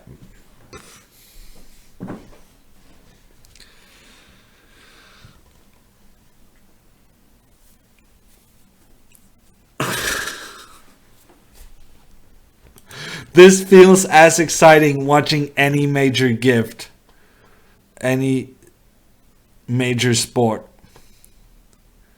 on television. And a shout out to Chess Bay, who has gifted a subscription to both Megit and Bartholomew. Bartholomew really should get a subscription to my channel. I'm happy he has one. He can see how I reacted to his brilliant play. Rook takes g2. That was, I'm betting the chat over at Bartholomew's is going crazy. That was a huge moment. A very nice sacrifice.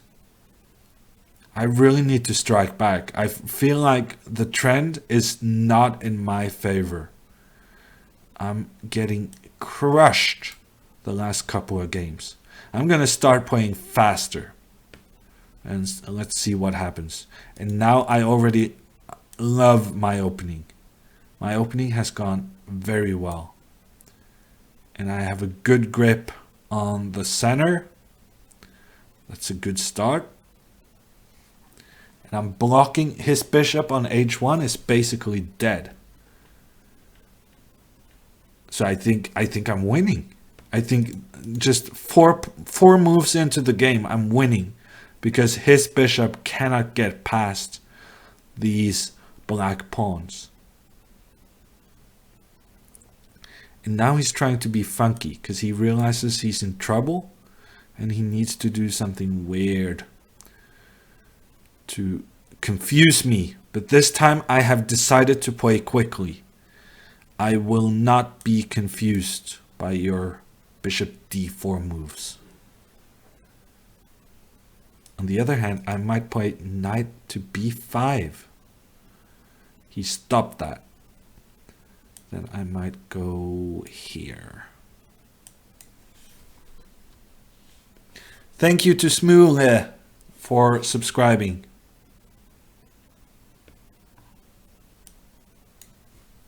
And Cabo, I missed that. Whatever happened to the sound? Ah, I switched off the sound. I'm so sorry. I switched off the sound. That's why I'm not hearing the thunder. I swear to God, I'm voluntarily funny. I'm very, very funny, but it's voluntarily. I'm doing it on purpose. You might think it's not, but I swear. Yeah, no, actually, he's succeeded pretty well in making my bishop on h8 look out of play. Oh, and he castles. What a move. What a move. And now my king is in big trouble. This is where some Fischer Random skills come in handy. Now my king is in big trouble, and he managed to get his out of the way. I really need to get my bishop out, but how do I do that? I might have to just sacrifice a pawn. Okay, I'm gonna go here. Yeah, now I'm on really sketchy ground. I think I'm in trouble. Knight d2. Maybe a good move. I really need to go g6, but it's not easy to make happen. Okay, I'm gonna sacrifice the h7 pawn. And there I hear the thunder from Mr. Ripper. Mind blown from that castling, says Berry Trip. Yeah, I agree. That was a very good move. Very good move. Where that king came from, it was way on the other side. And it found a very safe haven. And we have another thunder from Sketug. And my position is bad. My time management is as bad as it has been in all the other games. And he's playing quickly. He wants to beat me. And he's going for it. With good reason too. I'm going to go here and then g6 and hope for the best, essentially. But he should try to get knight b1, I think. Knight b1 and... Ah, that's even better. That's even better. Knight f1. Just get that knight and kick the bishop out. I'm not sure he should have taken that. I think... Because now I get some kind of defense going on. Okay, that may have been a big mistake, opening up for his rook. But I'm thinking that maybe I'm doing okay here.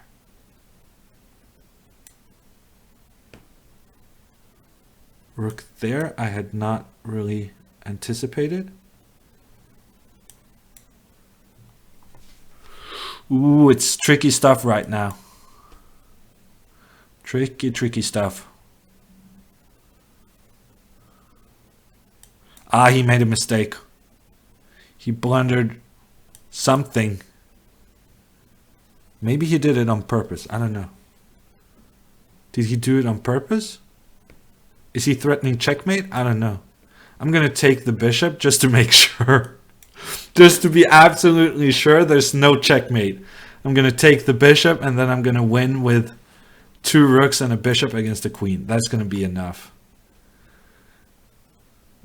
I thought actually there wasn't a checkmate, but on the other hand, why take the risk when you can win very nicely with the pieces coordinating against the white king? That's going to be it. That's going to be it. Let's see, was there a checkmate? I think he just blundered. I mean, could I take this knight? This rook? Maybe not. It's very close to checkmate, I would say. I think I made the right decision. I could have gone queen e3 to get exchange of queens.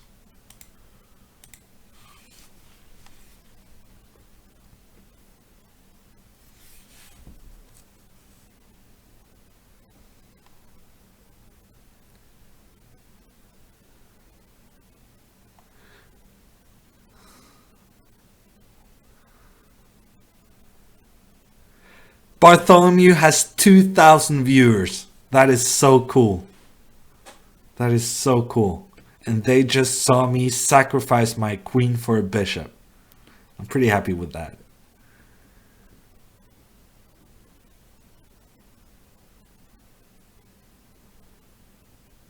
Let's do another one. Come on.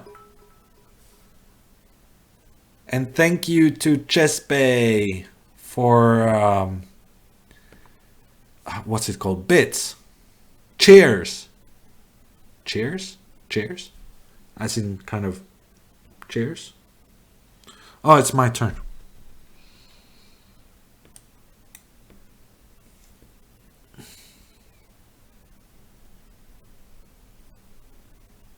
Bits. It's called bits. But when you give bits, you do a chair.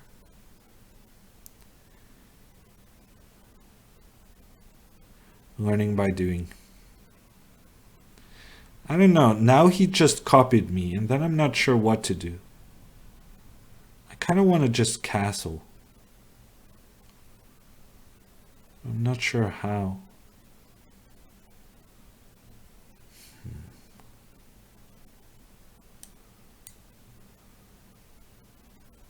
This is a strange move, playing f3.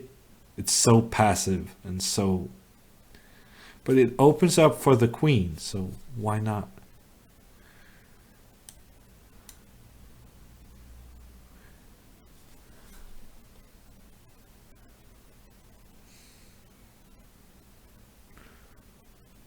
Oh my... He's trapping my queen. I just thought that when he goes bishop a7, I can just play d4 and it's no problem. But now I'm realizing that there's some pressure mounting on the d4 square.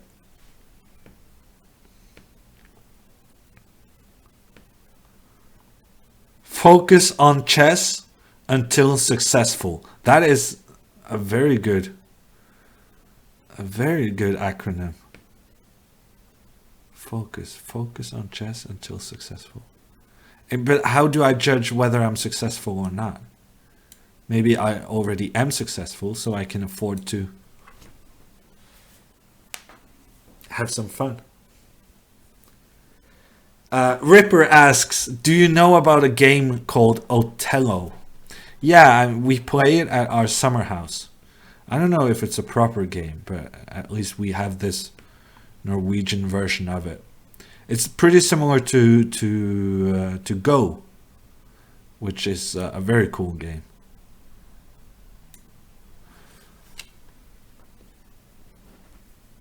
Focusing is the great secret of power, says Vertwitch. Successful is when you have 2700 plus rating, says Duckisolate. Yeah, you gotta just... Oh, you're killing me. Every mention of 2700 and I just think of everything that could have been, yeah? I don't know. This plan of bishop a7, I saw the same plan. I saw that he probably might do it, but I didn't think it was very good. Recent events might prove otherwise. But now he made a mistake. He shouldn't have exchanged here.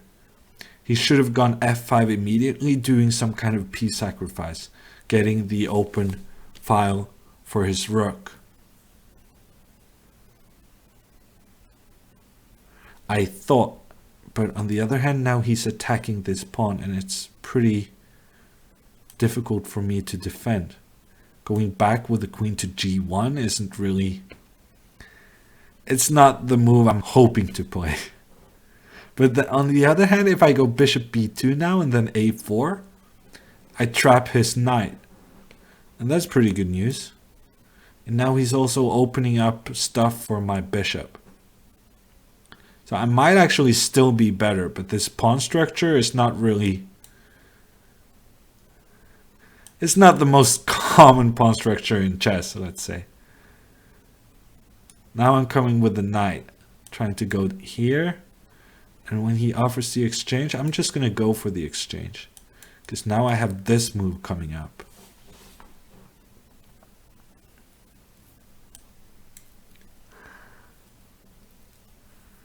Yeah, I don't know. I'm not going to take his rook. I think my bishop is more valuable than his rook. But on the other hand, who knows what's going on? Ah, I blundered something.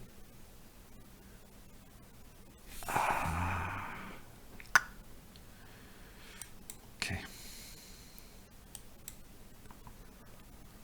I'm still better. I think I blundered the...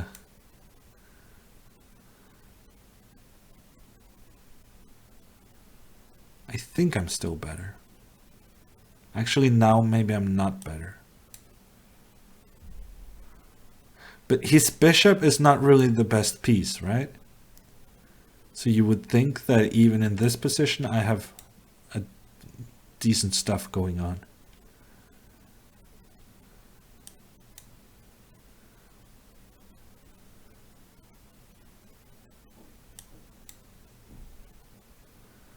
Yeah, but on the other hand, he might decide to checkmate me, which would be very bad news.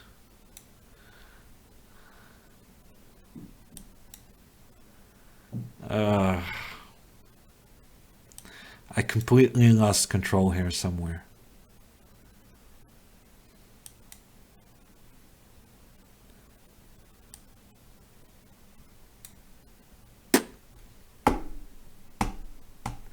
He had a nice finish. If king e1, he's gonna take, and go check. I mean, he beat me even without ever getting the bishop on a8 out of play, into play. It's so sick. I'm actually getting crushed. I started out pretty well, but now I'm getting one game after another. I'm getting into trouble.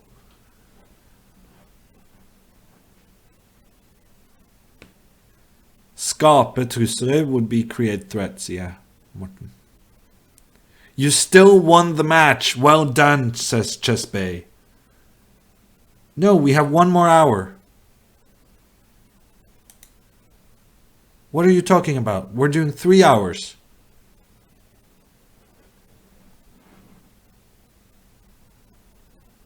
Is John saying we're done?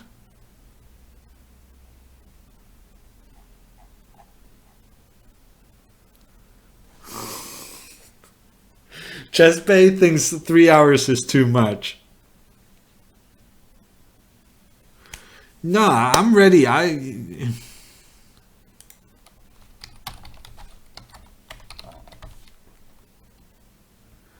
John thinks we're done. And I said 3 hours every time.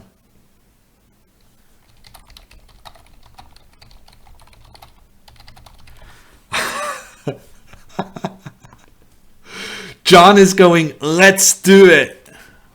Let's do it. I mean, he really is feeling the momentum in the match is going his way. So he's very happy to do another hour. He's very happy to do another hour. Hammer wants to fight. Well, Hammer doesn't want to end the game, the match, having lost a lot of the last couple of games. I mean, I've been getting crushed time after time now. And I need to strike back. I need to show him who's boss. And I can't do that if we're going to call it quits.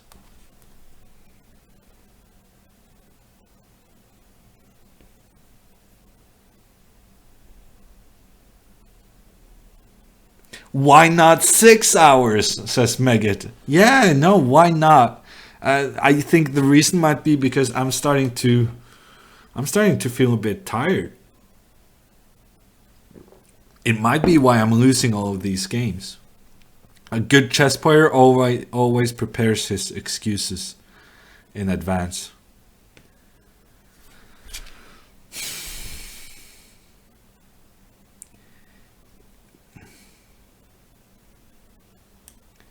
How do I... If I go with this pawn, I block this bishop. If I go with this pawn, I block this bishop. How do you make sure that all your bishops are feeling happy about the position at the same time? It's tricky stuff. I think I'm going to go with my knight back here.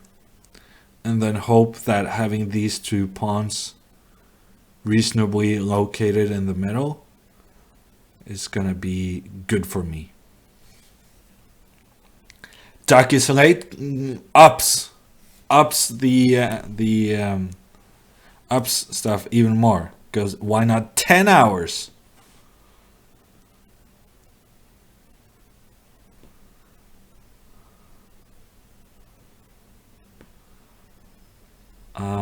So what to do now? I was actually thinking I would take this one. Because if he comes with the queen, I'll get some development attacking the queen. That was my intention, at least. Let's attack the queen. Get the knight out. And then next move, maybe I can go with the bishop. Or with a pawn. It's nice to have pawns like this. Because then they defend each other. Brothers in arms.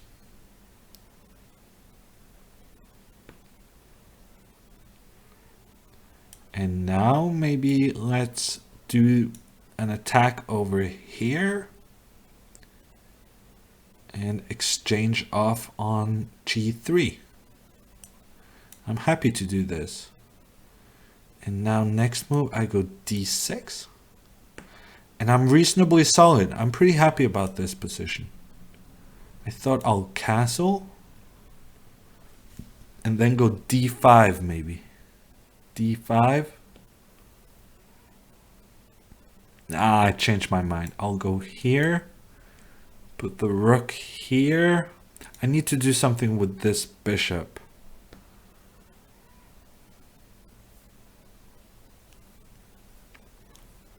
Duck is late asks, have you played more 4-player chess? What's your rating? I think my rating is about 1600 in the 4-player chess. I haven't played in a while, and I think I wasn't very good the times I did play. So yeah.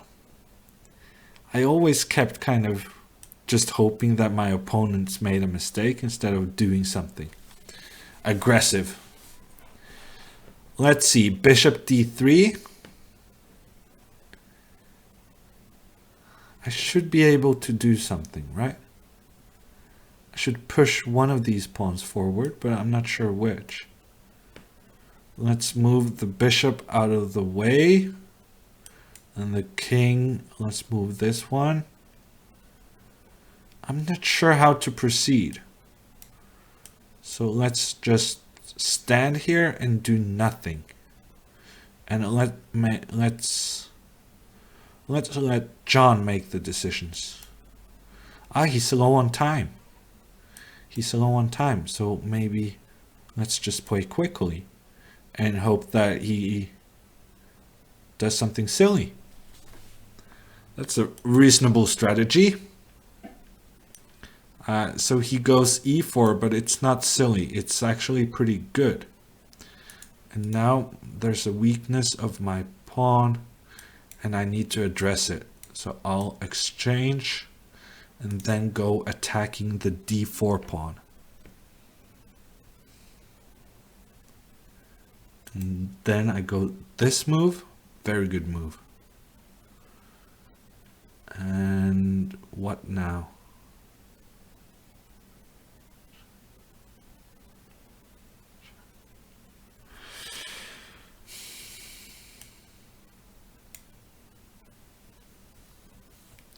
I don't think that was a very good move, but I panicked. And he made a mistake, so it doesn't really matter. It doesn't really matter.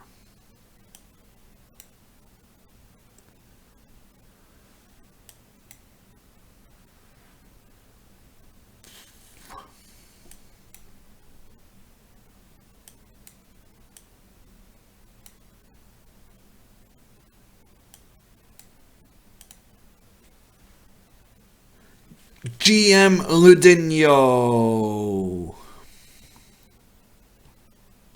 Boom, says Cabo Kings. Get in there, you beauty. That's very soccer of you to say. Freeze in the house.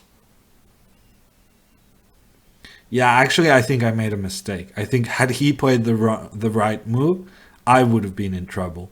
But instead, he just made a move that lost him the queen.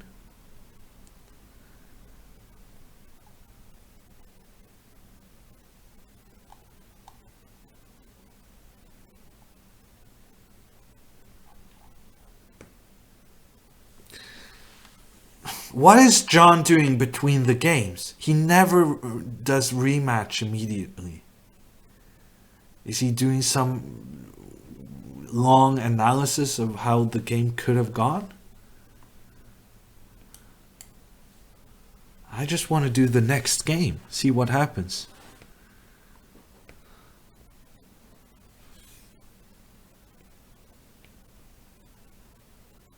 He's looking through the game, analyzing. No time for analyzing. We need to just go for it. Another one, another one, another one.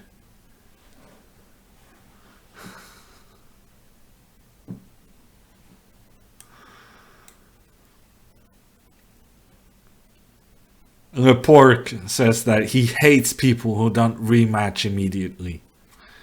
I would maybe say that's a bit much.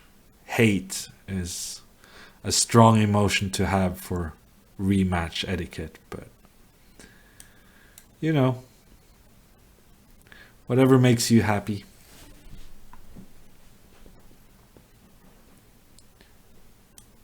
It's very instructional for the viewers, says Snubble Joel. So why don't you suggest that I do it as well? I mean, you should be requesting, oh, Hammer, please analyze. From now on, I will not be worse than John Bartholomew.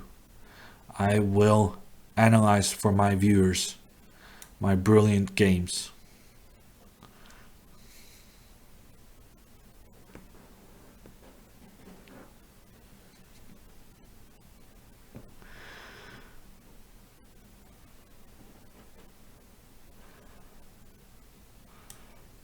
He's threatening something. I think I'm just gonna stop him from taking that. And then he goes here. I'm starting to think he has some attacking chances. I don't think I played this very well. I mean, his pieces are coming very quick. I mean, I'm just getting killed. Wow, I'm getting smoked. I'm getting massively outplayed here. I mean, next move he castles and then he just has every single piece attacking. He really should have exchanged queens there, I think. Now I'm gonna castle myself. No! No! I wanted to castle. I forgot that in Fischer Random you have to move the king to the rook. And so instead of getting this position, I got this position. No. No.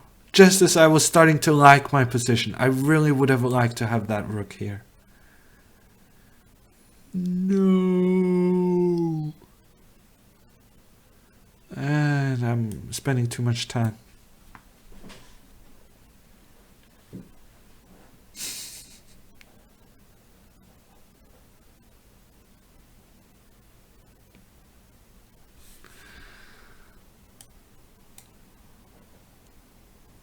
One in castling blunders, says Cobble's King. Yeah, no, that is true. That is true. Everything evens itself out in the end. And now he's castling kingside. That sneaky guy. He's preparing to castle kingside. Actually, he could have done so on this move. Maybe he doesn't realize that everything was ready to castle kingside.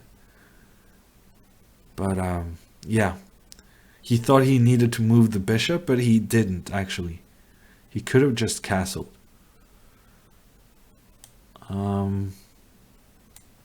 Actually, I'm not too unhappy about my position. Because this pawn in the center, the thing is that his queen is a bit misplaced. So he fixed his queen position. I should have stopped that move.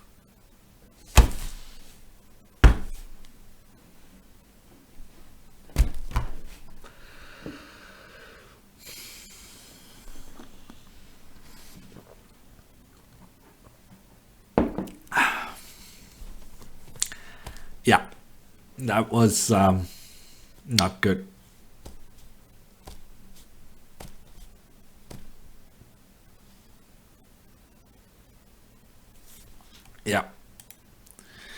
I'm not gonna analyze the game I lost. There I might differ from John, but I wouldn't possibly want to expose myself to so much hurt. Losing a game of chess, it's the worst feeling I could imagine, and I don't want to relive losing my queen like this in a position where I had basically 2 moments ago said that I liked my chances. Once you start laughing, you start healing. I mean, Vertrich is just a bundle of very cheesy sayings today. That is very cheesy. Very cheesy.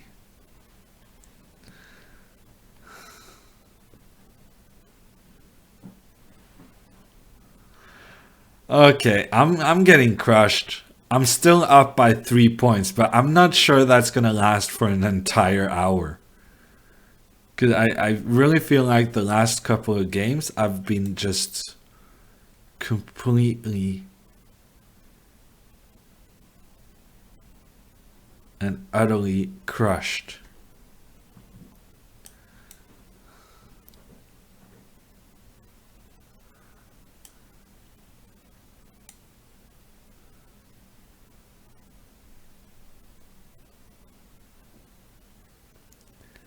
Legendary Oloth says that the games you lose are the games that it's most important to analyze.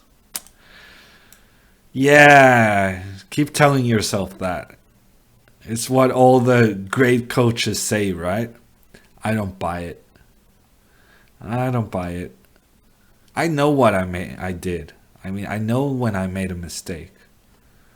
And I don't want to relive it. Maybe I'm just, not serious enough about chess. Today is the first day of the rest of your life. Snabel Joel is doing his very best to strike back at Vertrich with these cheesy sayings, responding in kind.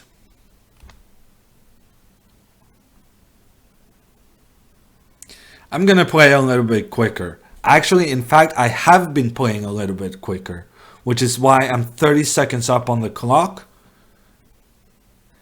Is it just me, or is Black doing very well in our matches? Time after time, Black is just winning, no? And there he blundered a piece. I will be very happy to play through the game afterwards to demonstrate how Mr. Bartholomew blundered a piece.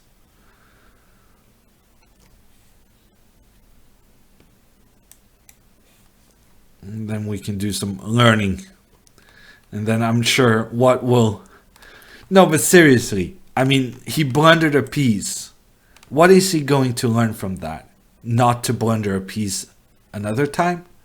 It's not really how it works, right?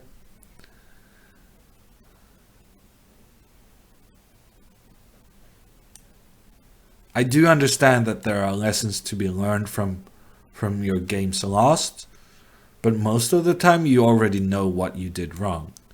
And then I'm not sure you're doing yourself a favor by rehashing the loss in your head. He will never blunder a piece again in his life. You're absolutely right, Ducklate. You're absolutely right. Having blundered that piece, he will never do it again. But that's my point, right? Of course he's going to blunder a piece. I'm going to blunder 20 pieces just the next year. I've done it before and I'm going to do it again.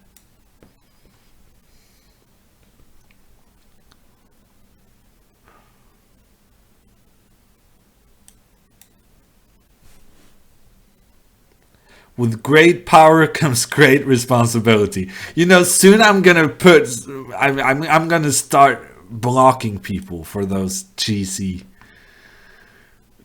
quotes. I mean, this is not a channel for inspiration. This is a channel for winning. And speaking of winning, guess who's not? I actually let him get a lot of counterplay. A lot of counterplay. He's a pretty good fighter. He keeps coming up in these tricky positions where he manages to get quite a bit of stuff going on. Actually, there I could have just taken on d5.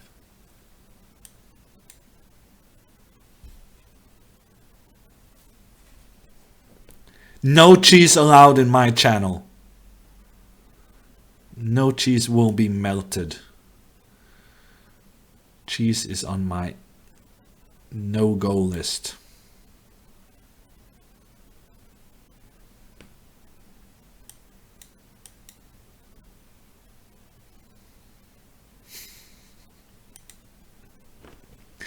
Good point from Duck is Late.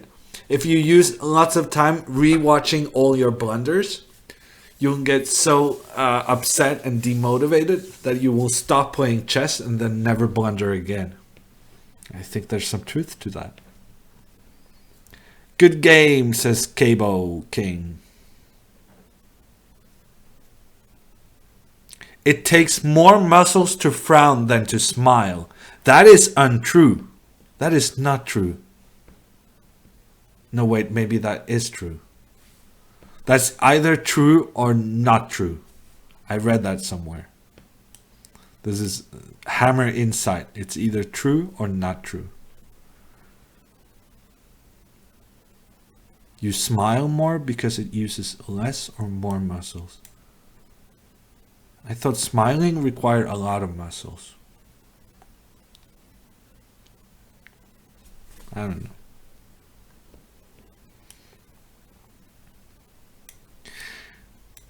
Hamviking is saying, okay, John is funny. Thank you. Thank you so much. I'm in a weird mood. I'm usually not this way.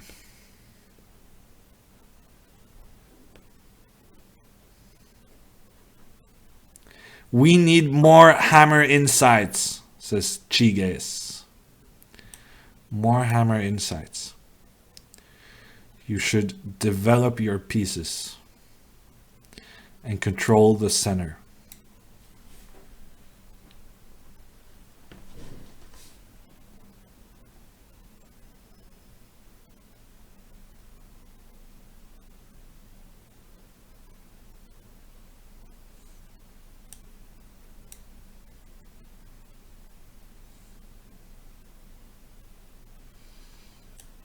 Yeah, this became a pretty quiet game.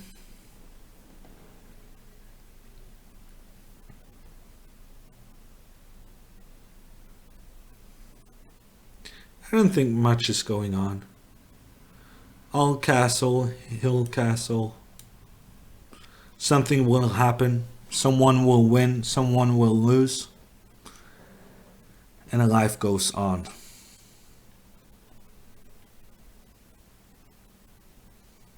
But I would really prefer if I was the one not to lose. I'm going to try to put this knight on e5. But then I needed the rook for protection. And then he anticipated that plan by going queen g7. But I'm going to execute it anyhow. Because I also open up diagonals against the black king. I might even on this move, if I'm allowed to, I might take on c6 and then take on a7. It's very greedy, but it might actually be good in this instance.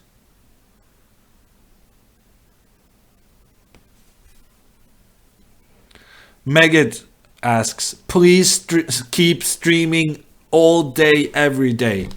I don't know about all day, every day, but I can do pretty close to every day because I'm having a very full stream schedule. And for tomorrow, I will be doing blindfold bullet. That is 1 minute chess blindfolded.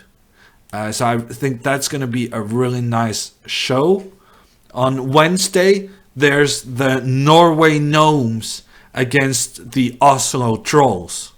Norway Gnomes with world champion Magnus Carlsen, Grandmaster Laurent Fressinet, and also we have world champion, although world junior champion, Aryan Tari. So it's a team full of world champions for the Oslo Gnomes. No, the Norway Gnomes. And we're playing against Oslo Trolls. So it's a local derby coming up on Wednesday. And I'll be... actually, by popular demand, I was intending to do my stream in Norwegian. But actually, I got so much feedback during the last Pro Chess League that I'm gonna do it in English after all. So Tuesday I'm gonna do Blindfold Bullet. On Wednesday I'm gonna do Pro Chess League. On Thursday there's the streamer Arena Kings. Arena Kings normally they had it on Wednesday, but it has been moved to Thursdays because of a conflict with the Pro Chess League. I might actually want to exchange off this bishop, but then should I do it immediately or after that one? I'm gonna play g4. It was my instinct. You should actually, this is true chess advice. Very often you should follow your instincts. That was a bad move. No, it's a good move. And now take in that one? No.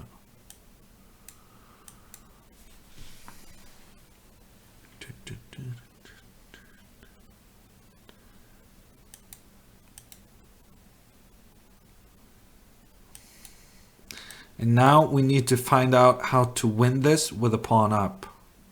And it should be possible. But it might not necessarily be extremely easy. Let's do this.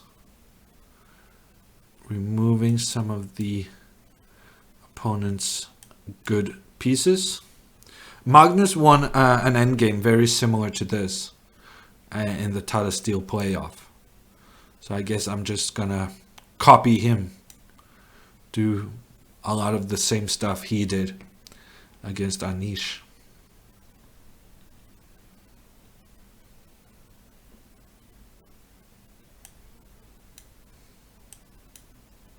What? He went for the exchange of bishops? I don't think he should be doing that with a pawn down, but there he goes. I'm gonna win. I won the pawn on h6 and now exchanging the bishops. Once again going for the pawn ending, and with 3 pawns up in the bishop endgame, it's gonna be enough to force a resignation. The Anish game was awesome, says Cabo Kings.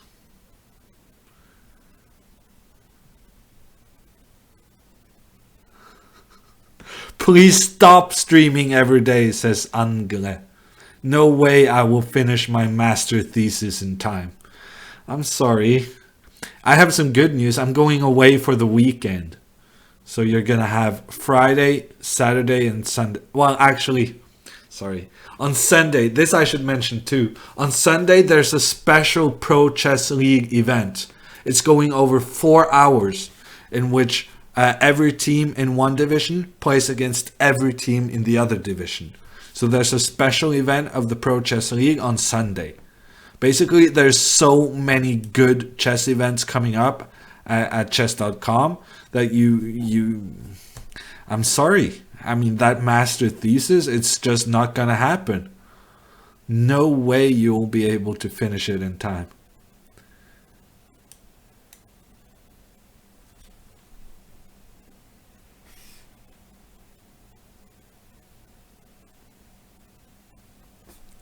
Chess Bay is very frustrated with the Pro Chess League schedule.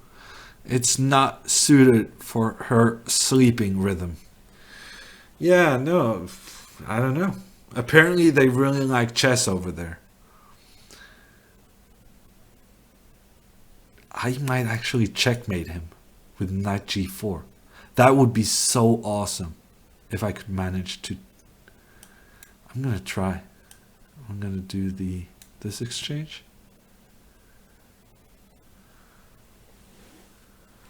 And if he now takes on h7, I mean, if I could only, then I can go knight d4 maybe? Do something to get his queen away. Take, knight g4. Always he has queen g3, so he made a good plan of getting the queen over to the other side. So maybe I can just sacrifice this pawn and go b6, open up the diagonal. And that's also going to help if I want to make some knight g4 plan happen.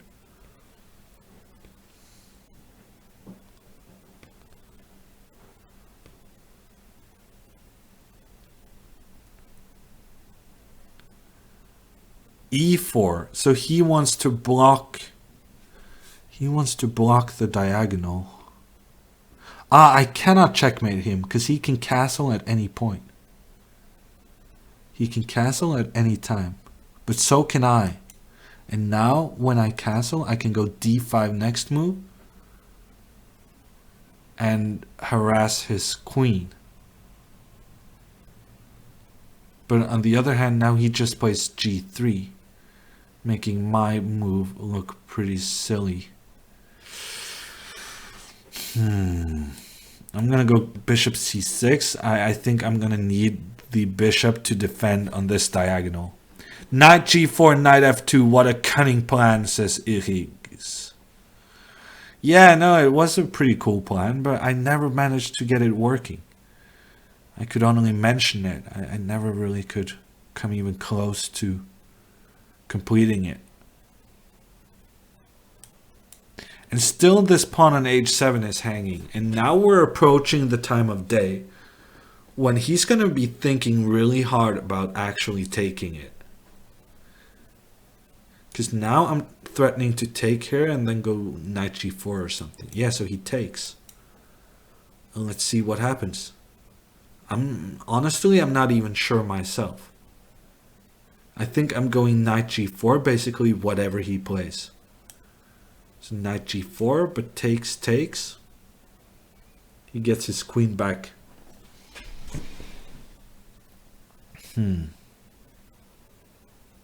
Bishop g4. How sick would that be? I've been going on and on about that plan, and maybe I can make it work. No.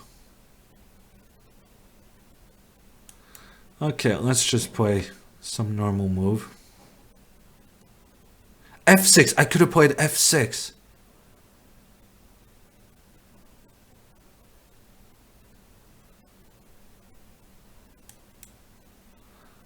I should go f6, I think. But now if I go f6, he goes a4.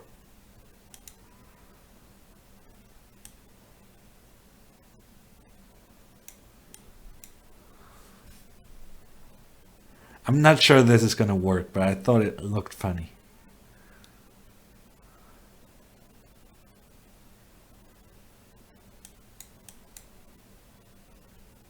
Now I'm coming. Knight g4. Talking about it for so long, and finally it's coming. It's all coming together. And now he's in trouble. He's in proper trouble.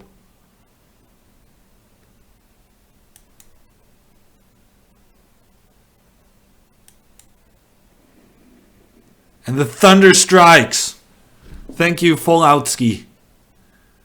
But he managed to kind of defend. Now I'm opening the D file for the rook. Let's go, guys. Keep coming. I got all his pieces in bad squares. All his pieces not doing very well. And now the pawns. The pawns are coming. Surely this is gonna win somehow.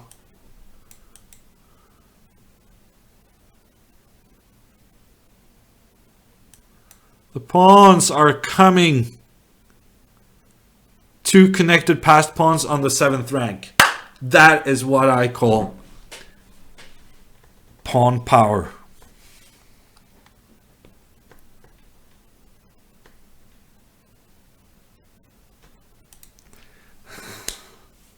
I won the game. Duck is late is complaining about me saying that I thought something looked funny. But it might not be good. I have proof. I won the game. My pawns just steamrolled up the board. So my funny idea also in practical play turned out to be okay.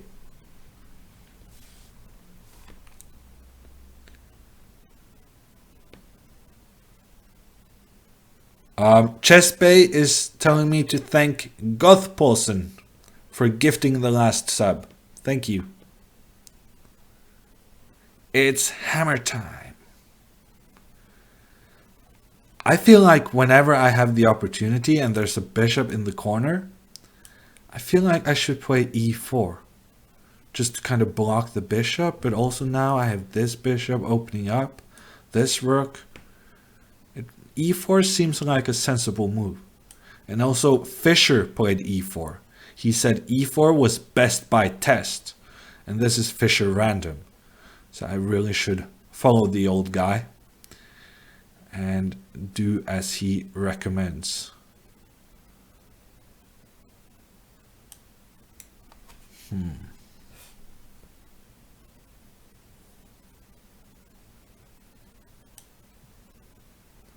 Yeah, how does this work? If I put my king on g1, will it castle? Yeah. Because last time I put my king on c1 and then it didn't castle. But that's because I could have played both king c1 and castles. So when it's an ambiguous move, you have to specify. Okay, that makes sense to me.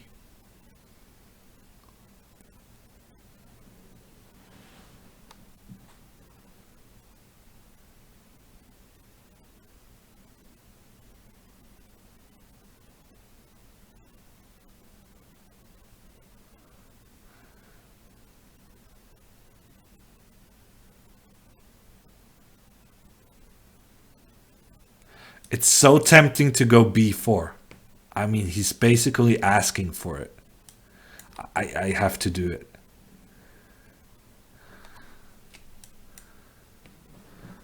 So b4 was attacking the queen in the corner. And with it, I also got the pawn into the attack. And it's very useful because he was threatening to go b5. So by placing my own pawn on b5, I'm blocking him from doing those annoying stuff.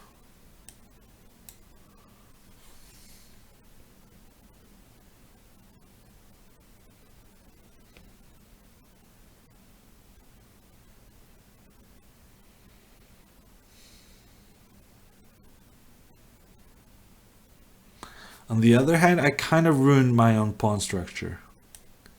Let's go rook e1. I think I'm going to need some protection on this pawn. Knight g5 possible.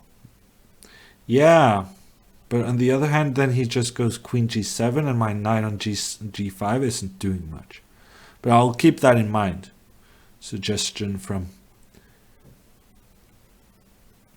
Irigs.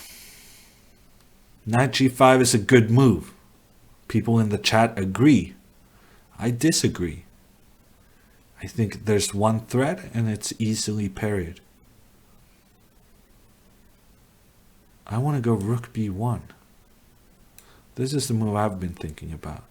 Trying to get some pressure on the b6 pawn. I'm not sure what he's doing. Can I go here? It's not optimal to go back with the knight, but now I stopped him from castling, right? So that's something. And next I was thinking maybe...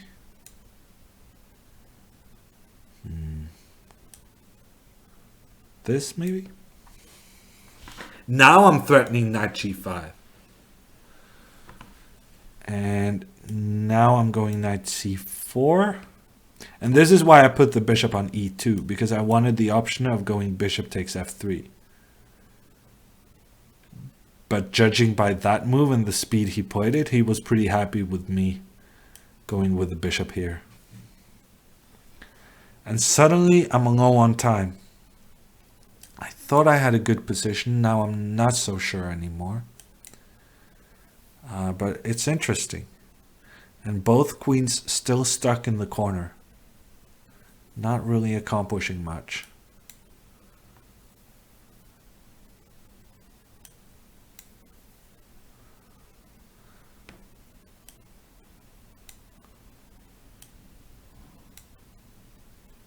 I already did castle. Okay, so I'll have to move this one. And now I'm just worse. Black has the bishop pair. And I don't really have anything to show for it. So I'm just worse. It's too bad. Maybe I can go with the knight to d5. That would be very nice.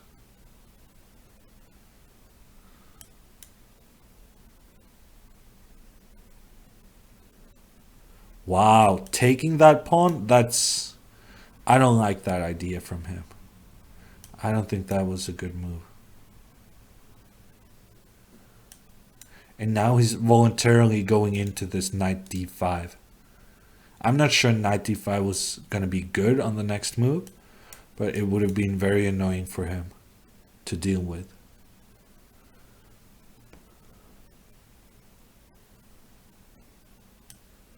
Yeah, now he's just getting completely crushed on the white squares.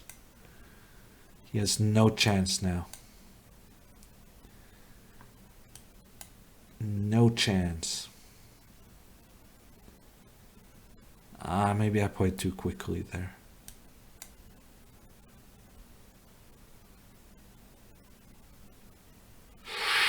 I want to go bishop f5, but I don't think it works.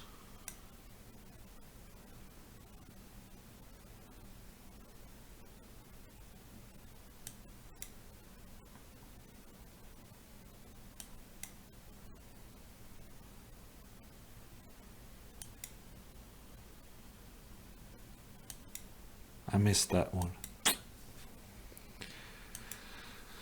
I guess it's...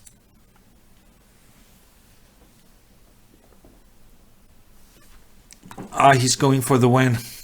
He's going for it.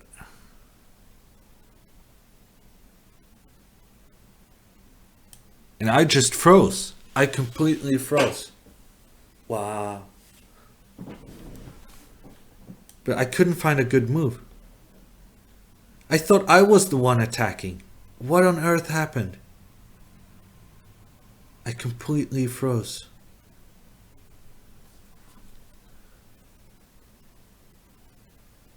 Yeah, and it's been 15 seconds since I lost on time and I still cannot find a good move. Probably that means there are no good moves. Man, but I thought we had the same position 3 times. One, first time, second time. No. Very good. He repeated just enough. And surely I'm winning at this point, right?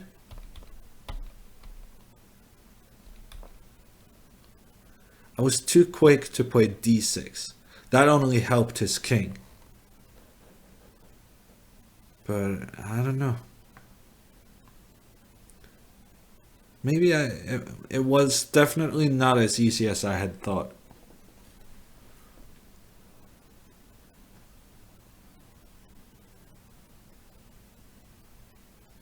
You missed bishop h5 mate. That's not good. Here I have bishop f8, f5, h5. That would have been a good move, skewering his queen and rook. Yeah, there was a lot of stuff going on in this game. You missed bishop. Here I wanted to go bishop f5, but I thought he just goes king takes d6.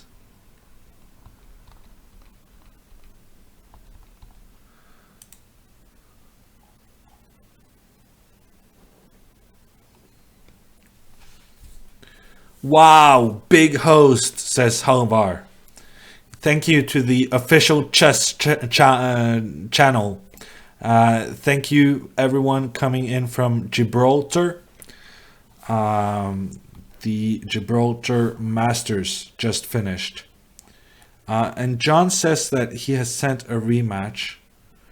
And I have sent a rematch. And somehow neither one of us got the rematch request. It's a new one. The bishops are located in the corner, pointing towards the other side of the board.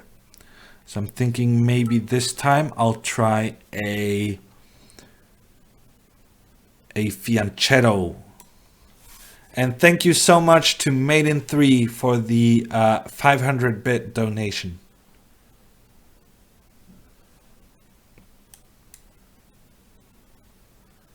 Of course, my condolences to the guy with the master thesis, as donations is just going to increase the chance that you're never getting finished with that. Where's your accent from? Asks Jut Bugler Joel. I don't know. It's kind of depressing when people say, ah, that's an interesting accent. Because, you know, you always want to believe that you're reasonably fluent. But, yeah, no, it's Norwegian. I'm from Norway, the land of chess world champions. Essentially, at this point.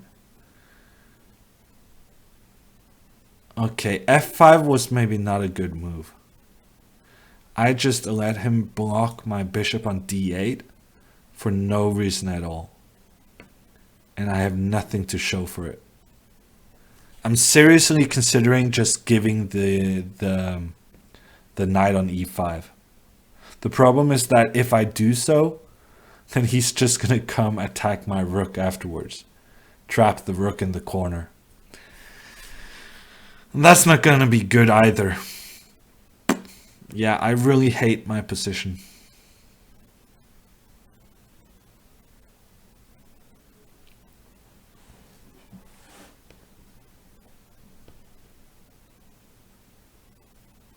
Yeah, I really, really hate my position. I'm just gonna do it. Who cares? Who cares? I'm just gonna do it. Let's see what happens. I'm gonna go for it. And then when he goes g3, I'm gonna go c4. And then basically I'm hoping that with the rook on in the corner, he's not going to be able to do much. On the other hand, if he now plays d4, I have absolutely nothing going on in my favor. Okay, he went knight d2.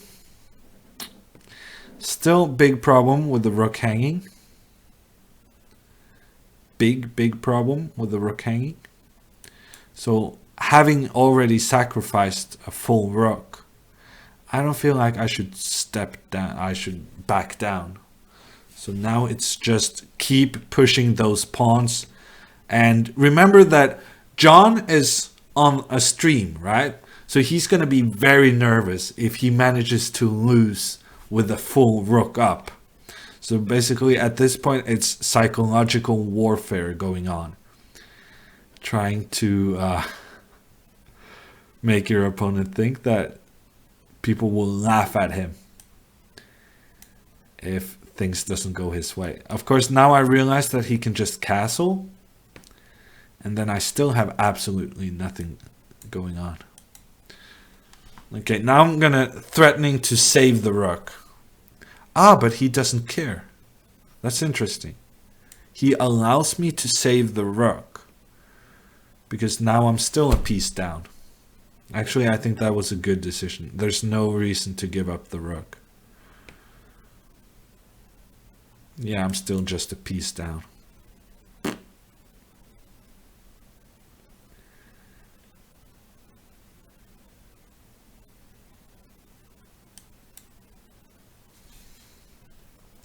Just flag him, says Stig Valley.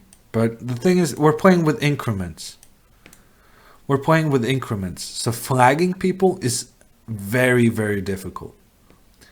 And also, he's a pretty good player. He's just as capable as me of making good moves. I think I'm going to have to take this one and then go here. And now it's time to get religious. Because I have basically no hope of saving this. Okay, let's go e6. I'll take this one.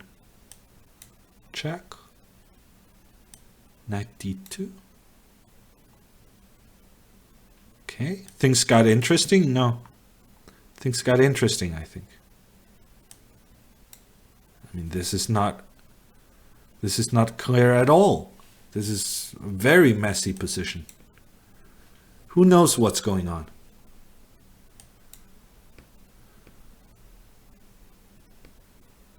I don't think I do. This one is nice. This one is opening up. Yeah, that one was not so nice. That was a good move by him. Very good move.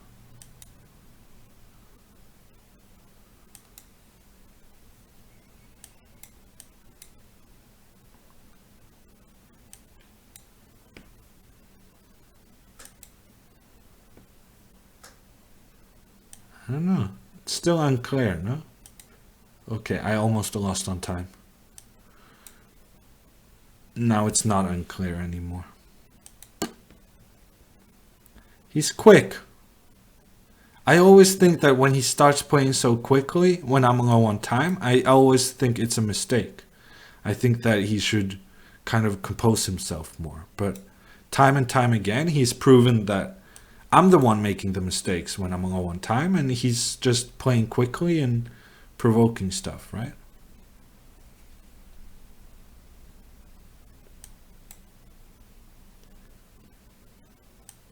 Yeah, good game.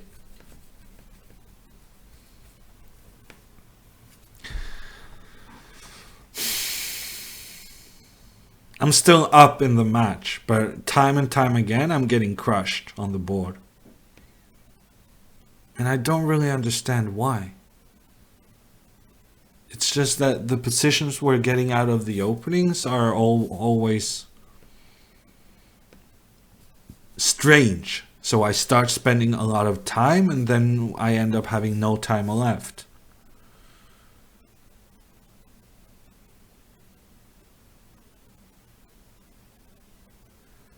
Duck is late with some thinking in the chat. Normally you don't win by doing good moves, but you lose by doing bad moves. John seems a lot more excited, says Udai. Yeah, no, John must be enjoying himself. He's been getting some very nice wins. I'm in the lead. Jungle Rungle says, you say that, but you're in the lead. Yes, that is true. But on the other hand, I was up by 5 after... I was up by 5 at some point. And since then, it's been a very closely contested match. I think I was up like 7-2. And after that, it's just been tough games one after another.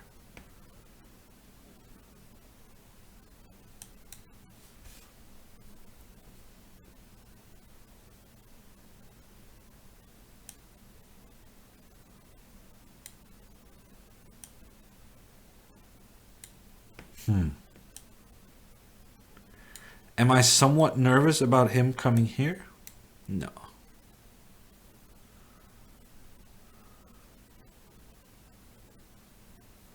And the next move I go d5 and the bishop is blocked. This is actually something that's happened in quite many games. That he ends up getting some really, really bad bishops.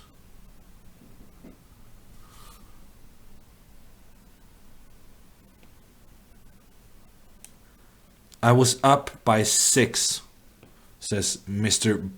Bukchovsky.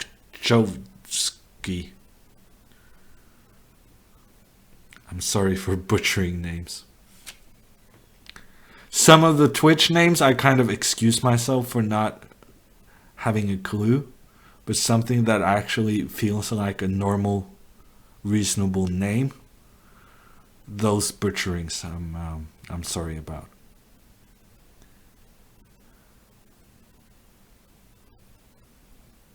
I really want to go f4, but I'm not sure it's very good.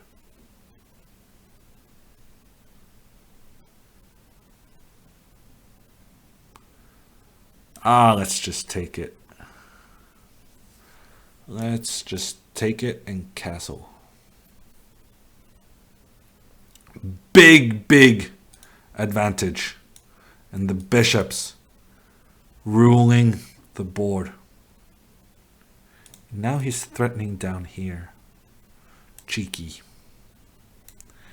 I'll go g3 and then f4 next. And basically, I think once again he killed his own bishop.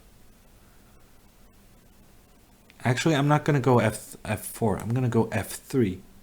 And then his bishop has just nothing going on. f3 and then put the knights into the middle and then afterwards go f4. We're taking it slow. Incremental progress.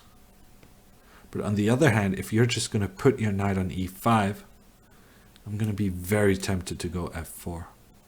But we're taking it slow. First knight f2. First knight f2 and then now some progress to be made. Okay, knight here. Push. On the other hand, maybe I shouldn't push. I mean, his bishop is on a8. And it's not really going anywhere.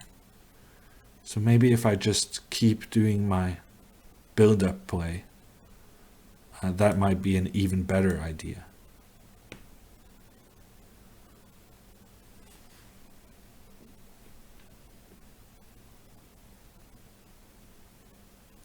Yeah, no, that bishop on a8 is not a good piece. And I think his time usage kind of shows that he realizes it's big trouble. Can I take this pawn? Probably not, since he offers. But let's do... Maybe I'm out of easy, good moves.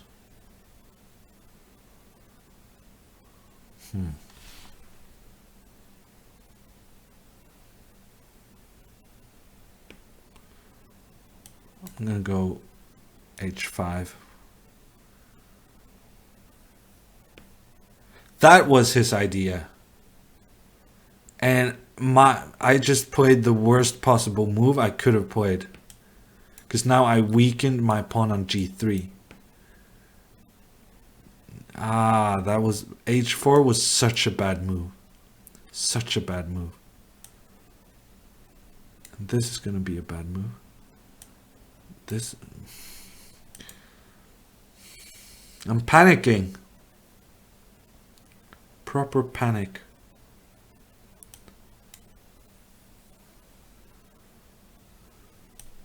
Okay, I'm gonna have to exchange the pawn that was supposed to be his big weakness.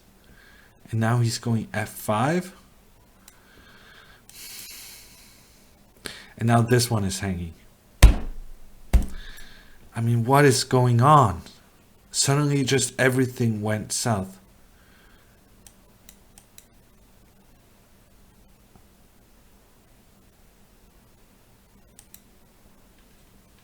Okay, I'm still actually better here. Amazing but true.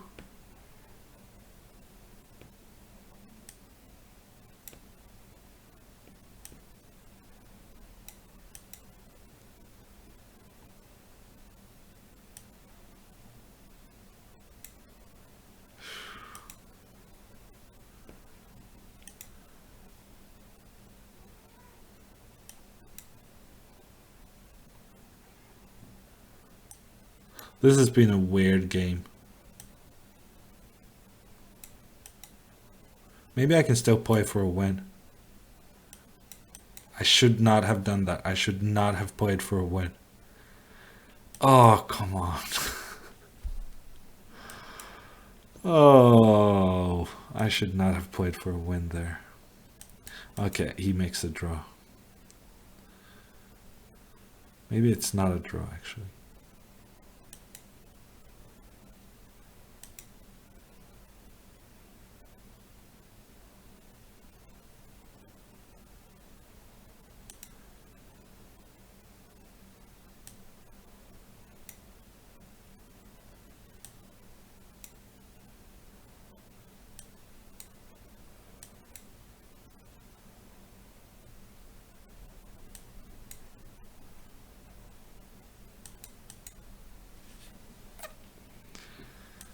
So bad.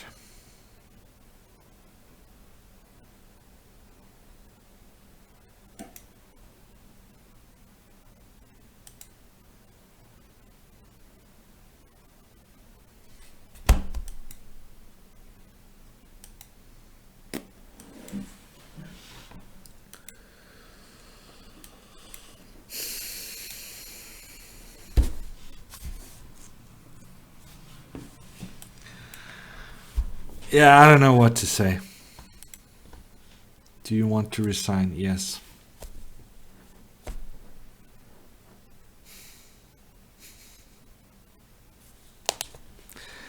Skirkis, I think, sums up this day very well. 960 is a weird game. Yeah. Somehow I really feel like, even after playing all of these games, I still don't have the hang of it. Because, I mean, to me, I'm just, in this position, I'm just massively winning. And it's only 12 moves. I mean, after only 12 moves, I'm just way, way better. And then something happened and I completely lost control. But on the other hand, it's blitz. So maybe the reason I'm losing control is because we're playing blitz time control. But H4, it's not a good move. I feel a lot of the games we played, he ended up with bishops on the in the corner, and I kind of managed to exploit that a couple of times, but not so much the last couple of games. Duck is late has some questions. What time control is Magnus going to play? Actually, I don't remember the time controls exactly. But you can go to frchess.com and they have regulations out there. And also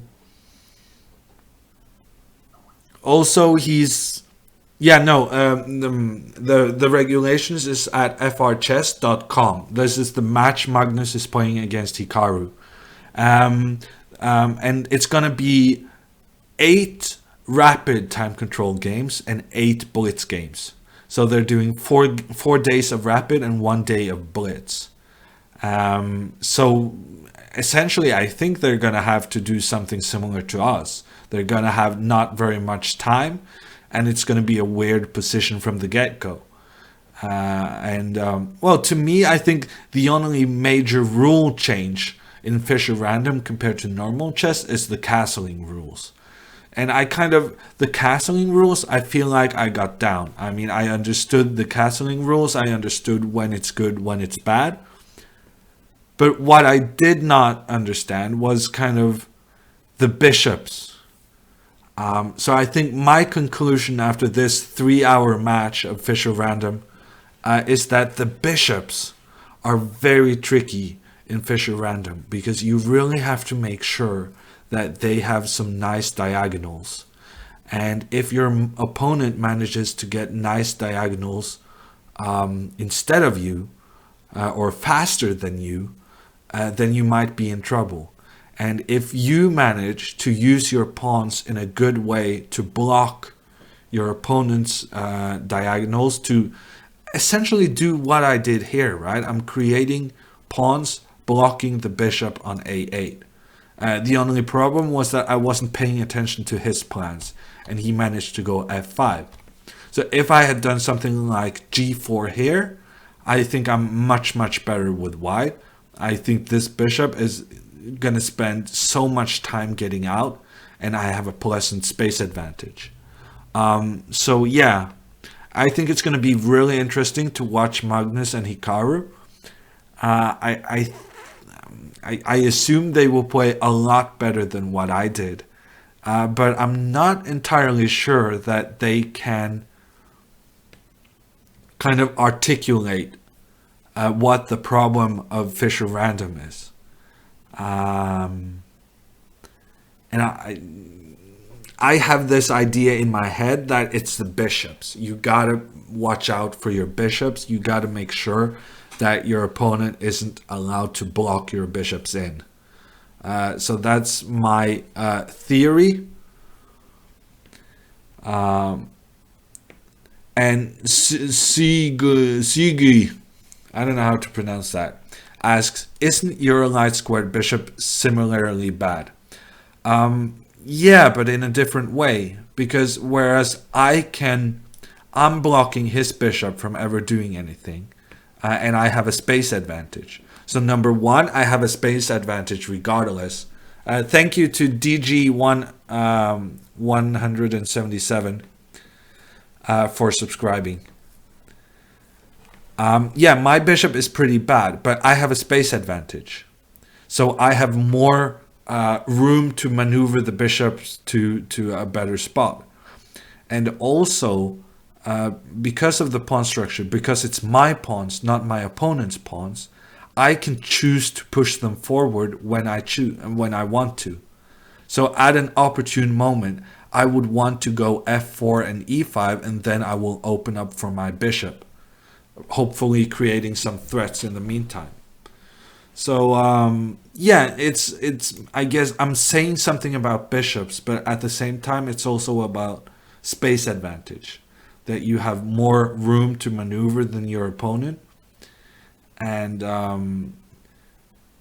that he lacks good squares for his pieces. And I that's something you can look here. Black having these bishops and knight on the bottom rank, it's not really contributing to the game. The pairings are up for the Pro Chess League. Magnus Carlsen and Arjan Tari is playing for the Norway Gnomes. Don't miss that on Wednesday at 5 p.m. Oslo time. Wednesday, 5 p.m. Oslo time, there will be the Norway derby between the Norway Gnomes and the Oslo Trolls. Also, I'm playing blindfold bullet chess tomorrow at 5 p.m. I really recommend coming to watch. I think it's going to be really fun. Vertvich asks, what do you do nowadays to get better at chess? Mostly I'm looking at top level chess games, and I'm playing I'm studying openings mostly. So that's basically when you become a grandmaster, you get the excuse that openings are the main thing to focus on, and also for me as a being able to sometimes be a second, it's good for me to keep up with openings for work. Whoa, Mac! I just heard about this, says Mac. Unfortunately, you're too late. I'm about to close down. I can feel my voice slowly drifting away. How good is Magnus at 960? asks Mid King Mid.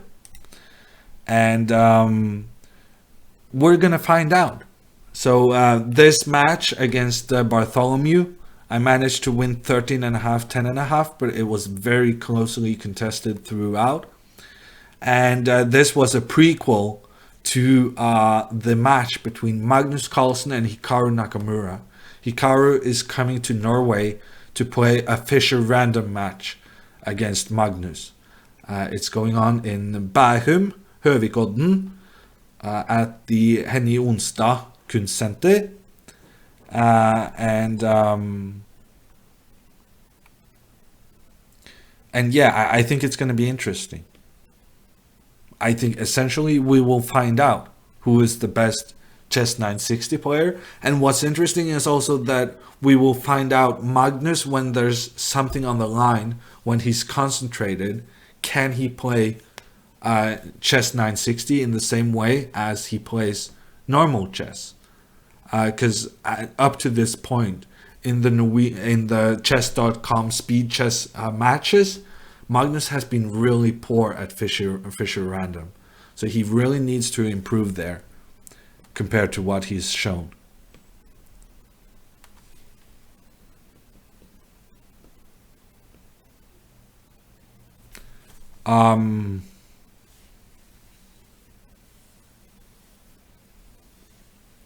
Picture quality, I don't know.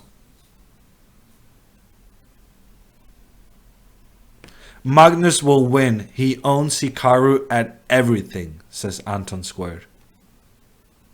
Yeah, I don't know. It's going to be interesting. But I can really feel that I am not playing my best chess, nor am I managing to get the words out in my second language. I think I'm a little tired. So I'm gonna call it a day. Thank you everybody so much for watching. Thank you everybody who subscribed.